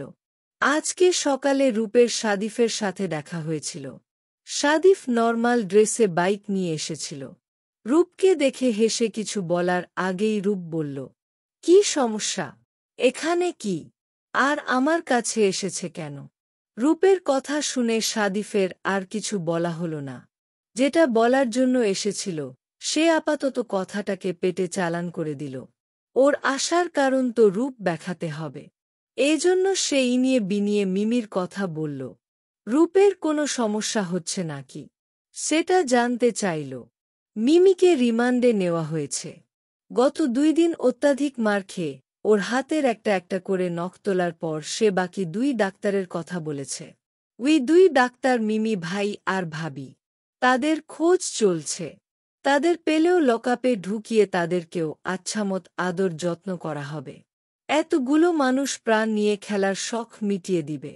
রূপ সাদিফের দিকে তাকিয়ে বলল, এখন আমার কাছে আসার কারণ কি সেটা বলুন। এমনিতেই আসলাম। একজন দায়িত্বশীল পুলিশের বিনা কারণে একটা মেয়ের কাছে আসাটাকে কি শোভনীয় দেখায়? সাদিফ চুপ করে গেল। সে বুঝতে পারে না এই মেয়েটা এত কাঠখোট্টা কেন। একটু ভালো করেও তো কথা বলতে পারে। সব সময় মুখে যেন তিতা কথা লেগেই থাকে। সাদিফকে চুপ করে থাকতে দেখে রূপ সাদিফের দিকে তাকিয়ে বলল, আপনার মনের মধ্যে আমাকে নিয়ে যে ভাবনার বাসাটা বানিয়েছেন সেটাকে আউট করে ফেলুন। এরকম গল্প ফ্রিতেই পড়তে প্লেস্টোর থেকে গল্প বাজার অ্যাপ ইনস্টল করুন। না হলে এখানে ক্লিক করুন। যে গল্প শুধু ওই অ্যাপে পাবেন আর কোথাও পাবেন না। যারা এখান থেকে গল্প পড়েন তারা সবাই গল্প বাজার অ্যাপ ইনস্টল করুন। রূপ কথাটা বলে গটগট করে হেঁটে চলে এসেছে। সাদিফ হতভম্ব হয়ে দাঁড়িয়ে রইল। রূপ জানল কিভাবে ওর মনের কথা। সাদিফের মনে এই কাঠখোট্টা মেয়েটাকে নিয়েই একটু একটু করে অনুভূতিরা এসে জমা হয়েছে। রূপকে দেখে প্রথম দিনই ওর ভালো লেগেছিল। রূপ যে ব্যাপারটা এত সহজে সবটা বুঝে নিবে সাদিফ ভাবতেও পারেনি। তবে এটাও ঠিক যে একটা মেয়ে একটা ছেলের চোখের দিকে তাকালে সে অনায়াসে সেই চোখের ভাষা বুঝে নিতে পারে। যদি মেয়েটার 6th সেন্স প্রখর হয়তো। শ্রেয়ানের বন্ধু আর শ্রেয়ান সামনাসামনি বসে আছে। শ্রেয়ান ওর বন্ধুর কাছে এসেছে। ওর বন্ধুই ওকে জুরি তলবে আসতে বলেছে। শ্রেয়ানের বন্ধু নৌশাদ শ্রেয়ানের হাত থেকে চুলগুলো নিল। এরপর কিছু একটা পরে আয়নাকে ফু দিল। নৌশাদ আয়নাটা শ্রেয়ানের হাতে দিয়ে দেখতে বলল। শ্রেয়ান আয়নাকে কিছু দেখতে পেল না। তবে দ্বিতীয়বার তাকাতেই আঁতকে উঠল। দুধের মতো সাদা ধবধবে একটা সাপ। আর সাপের ছবিটা সরে গিয়ে যেখানে ভেসে উঠল রূপের মুখের ছবি। শ্রেয়ান বাকশক্তি যেন হারিয়ে ফেলেছে। শ্রেয়ান আতঙ্কিত গলায় বলল, রূপ কি কোনো সাপ? আর এই যুগের ছেলে হয়ে আমাকে এসব বিশ্বাস করতে হবে? উহুম, শোন আমার কথা। রূপ কোনো সাপ নয়। তাহলে সাপ দেখলাম কেন? এসবের মানে কি? কি হলো বল আমাকে। সে সাপ নয়। সে অন্য কিছু। অন্য কিছুর মানে কি নৌসাদ? বলছিস না কেন ভাই? রূপ কোনো সাপ নয়। রূপ হল সর্পকেশী। সর্পকেশী। রূপ আদ্রিয়ানের রুমে বসে আছে। উহুম। অকারণে বসে নেই। সে মিসেস আদ্রিয়ান হয়ে আদ্রিয়ানের রুমে প্রবেশ করেছে। আদ্রিয়ান কেবল হসপিটাল থেকে বাসায় ফিরল। রূপ মুচকি হেসে বলল, ফ্রেশ হয়ে নিন। আদ্রিয়ান রূপের বাসায় সামনের বিল্ডিংটা আর নেই। সে 2 মাস হল রূপকে নিয়ে প্যারিসে এসেছে। এখানে ওদের ছোট সংসার গড়ে উঠেছে। হাজারো খুনসুটিতে মোড়ানো একটা সুখের সংসার। আদ্রিয়ান মুচকি হেসে টাওয়াল হাতে নিল। ওয়াশরুমে যাওয়ার আগে বলে গেল, আমার প্রচণ্ড ক্ষুধা লেগেছে। দ্রুত খাবার রেডি করো। রূপ মুচকি হেসে যাওয়ার জন্য পা বাড়াল। তাকে কোন কাজ করতে হয় না। সে বসে নিজের ইচ্ছামত সময় কাটায়। বুয়া রান্না করে গেছে। এখন শুধু খাবার গরম করলেই হবে। রূপ এতক্ষণ না খেয়ে আদ্রিয়ানের অপেক্ষায় ছিল। এই অপেক্ষার মাঝেও ভালোবাসা নামক সুখানুভূতি আছে। আদ্রিয়ান হঠাৎ একটু জোরেই বলে উঠল, আমি কিন্তু বুয়ের হাতে খাব। কথাটা বলে ওয়াশরুমের দরজা আটকে দিল। রূপ হাসতে হাসতে থাকল। এটা ডাক্তারের প্রতিদিনের আবদার। তবে রূপের কাছে এটা মন্দ লাগে না। প্রথম প্রথম লজ্জা পেত।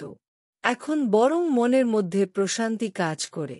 আদ্রিয়ান হসপিটালে মানুষের সেবা করে। আর সে বাসায় ফিরলে রূপকে তার সেবা করা লাগে। আরও গল্প পড়তে আমাদের গ্রুপে জয়েন করুন। এই 2 মাসে অনেক কিছু বদলে গেছে। রূপ সর্পকেশী জেনেও আদ্রিয়ান রূপকে গ্রহণ করেছে। রূপকে নতুন করে বাঁচার সুযোগ দিয়েছে। ভয়ঙ্কর এক অভিশাপ থেকে রূপকে মুক্ত করেছে। সর্প অর্থাৎ সাপ।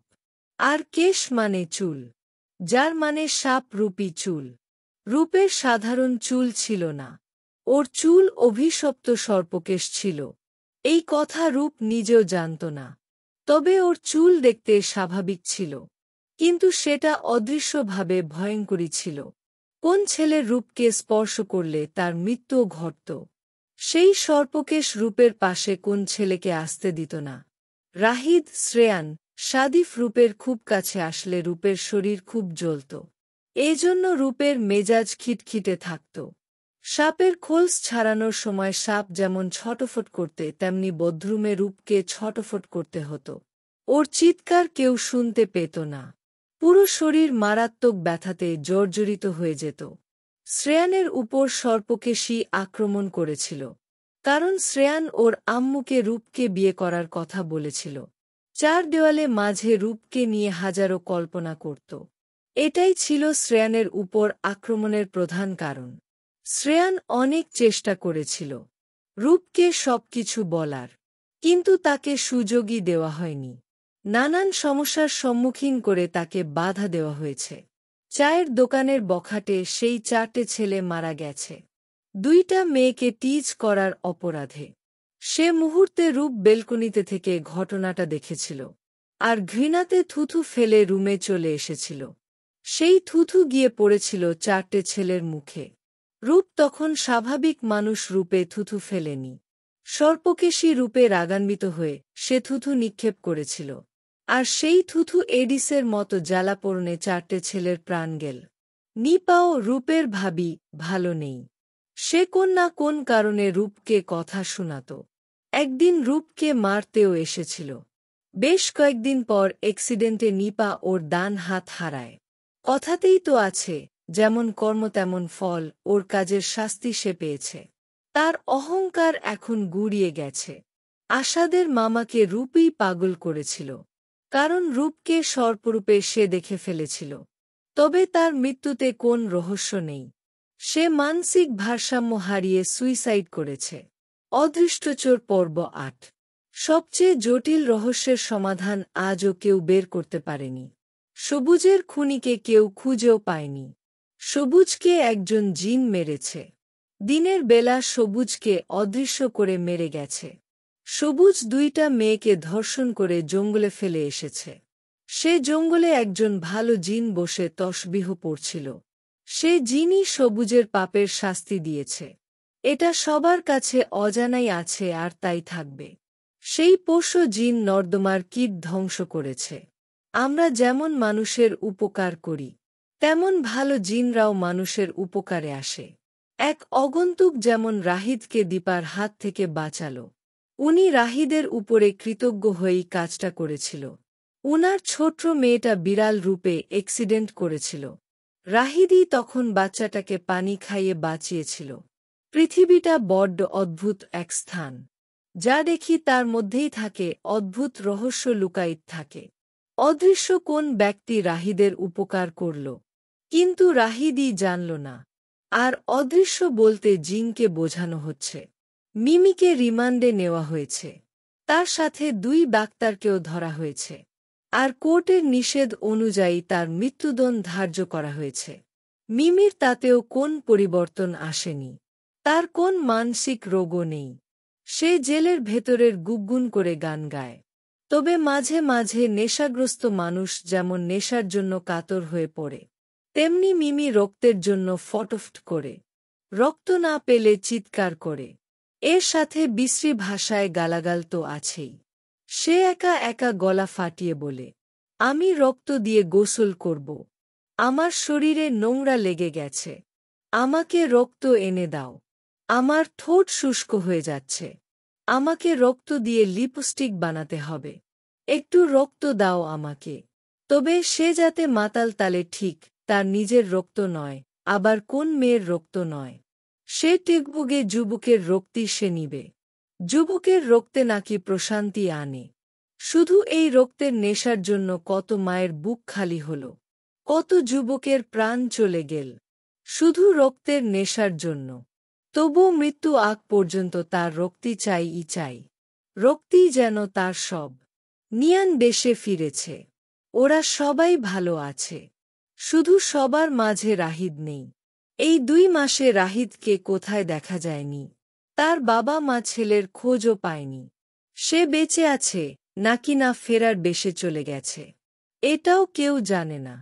তবে রাহিদ সর্বশেষ দেখা গেছে আদ্রিয়ানের সাথে। তারপর থেকে রাহিদের কোন চিহ্ন মেলেনি। কেউ জানে রাহিদের সাথে কি ঘটেছে। সে বা কোথায়। রূপের যখন ৩ মাস বয়স, তখন ওকে ওর আম্মু মাজারে নিয়ে গিয়েছিল। রূপের চুল কেটে তাকে পুকুরের গোসল করিয়েছিল। সবই ঠিক ছিল। কিন্তু রূপের কাটা চুলগুলো ওর আম্মু পাশের জঙ্গলে ছুঁড়ে মেরেছিল। সেই চুল ছিটকে পড়েছিল এক পাগলির গায়ে। উনি ছিলেন অভিশপ্ত সর্পকেশী নারী। তার পুরো শরীর নোংরা আর চুলে ছিল ঝট। সেই পাগলিটা বলেছিল, আমার গায়ে চুল ফেললি তো তুইও আমার মতো হবি। আমার মতো অদৃশ্য ব্যথায় ছটফট করবি।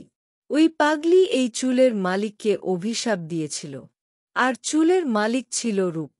আর তখন থেকে রূপ সর্পকেশী অভিশপ্ত। ওই পাগলিও ছিল রূপবতী নারী। কোন এক দোষের জন্য তার গুরু তাকে এই অভিশাপ দিয়েছিলেন। তখন থেকে উনি পাগলে পরিণত হয়েছে। সর্পকেশটা হল অভিশপ্ত জিন, যেটা চুল আর সাপ রূপে থাকে। যখন সাপ রূপ ধারণ করে, তখন সাপটা দুধের মতো সাদা রঙের হয়। আর যখন চুল রূপে থাকে তখন চুল আগা সাপের ফনা মতো হতে থাকে। রূপ বড় হওয়ার সাথে সাথে ওর কিছু সমস্যা দেখা দিত। তবে কাউকে বলতে পারত না। কাউকে বলতে গেলে ভুলে যেত। আর না হলে কোন না কোনভাবে কষ্ট পেতে হতো। রূপের এই কথা শুধু ওর আম্মু জানত। উনি কম চেষ্টা করেনি রূপকে মুক্ত করত। কিন্তু উনার চেষ্টাও ব্যর্থ হয়েছে। উনি কোন ছেলের প্রাণ হারাতে দিতে চাইনি, তাই তিনি রূপের বিয়ে কথা ভাবতেন না। রাহিদকেও উনি না করেছেন। কিন্তু রাহিদ শুনেনি কথা। সে জেদ নিয়ে বসেছিল। আরও গল্প পড়তে আমাদের গ্রুপে জয়েন করুন। শ্রেয়ানের আম্মু খুব অসুস্থ। শ্রেয়ান উনার উন্নত চিকিৎসার জন্য বাইরে নিয়ে গিয়েছিল। শ্রেয়ানের সাথে রূপে আর দেখা হয়নি। ওর মনের কথা জানানোর সময়টুকুও সে পায়নি। যখন শ্রেয়ান দেশে ফিরল, তখন শুনল রূপের বিয়ে হয়ে গেছে। ওর ভাগ্যেতে হয়তো রূপ ছিল না, এজন্য সে রূপ পায়নি। এটা ভেবেই সে মনকে বুঝিয়েছে। তবে শ্রেয়ানের আম্মু ওর জন্য পাত্রী দেখছে। উনি যত দ্রুত সম্ভব ছেলের বিয়ে দিতে চাই। আদ্রিয়ানের সাথে রাহিদ একটা পার্কে দেখা করেছিল। আদ্রিয়ান রাহিদকে রূপের সর্পকেশের ব্যাপারে জানিয়েছিল। রাহিদ শুনে তো হতভম্ব। সে প্রথমে বিশ্বাস করতে চায়নি।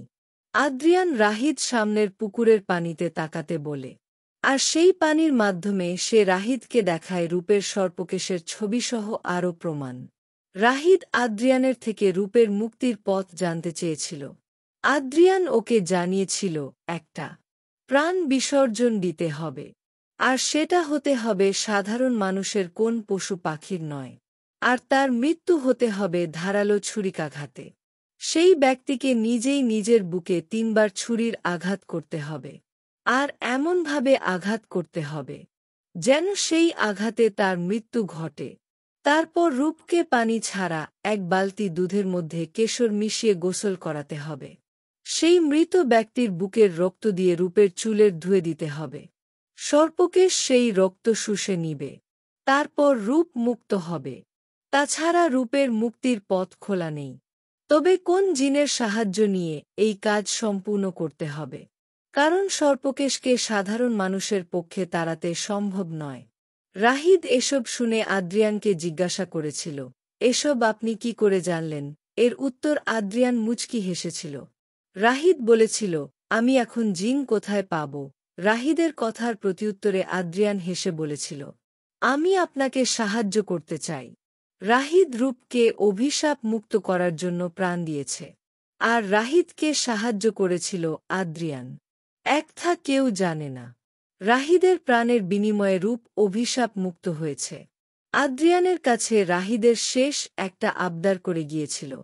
তা হল, ভাই, আপনাকে আমার রূপের রক্ষক হিসেবে রেখে গেলাম। আপনি ওর ছায়া হয়ে থাকবেন। আদ্রিয়ান রাহিদের কথা রেখেছে।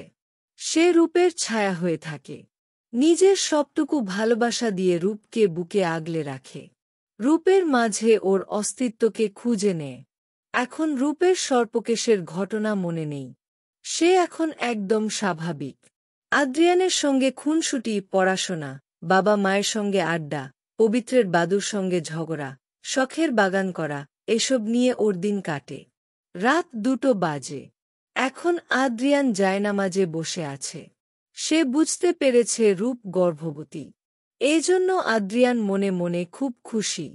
পৃথিবীর বুকে ওর অস্তিত্ব আসতে চলেছে। এজন্য আল্লাহর শুকরিয়া আদায় করতে বসেছে। যদিও একথা রূপের অজানা, যে খুনাক্ষরেও টের পায়নি সে গর্ভবতী হতে যাচ্ছে।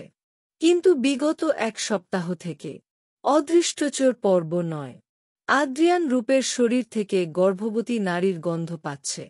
আর সেই গন্ধটা দিন দিন প্রখর হচ্ছে।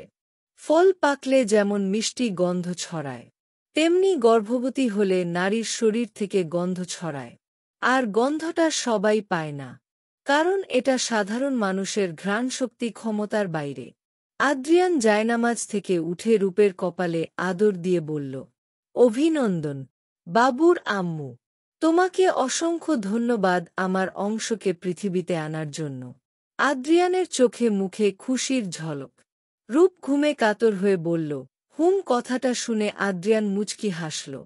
রূপকে ঠিকমত শুয়ে দিল। তারপর সে একবার রূপের দিকে তাকিয়ে দেওয়াল ভেদ করে পাশের রুমে চলে গেল। আদ্রিয়ান এখন সুমধুর সুরে কুরআন পড়বে।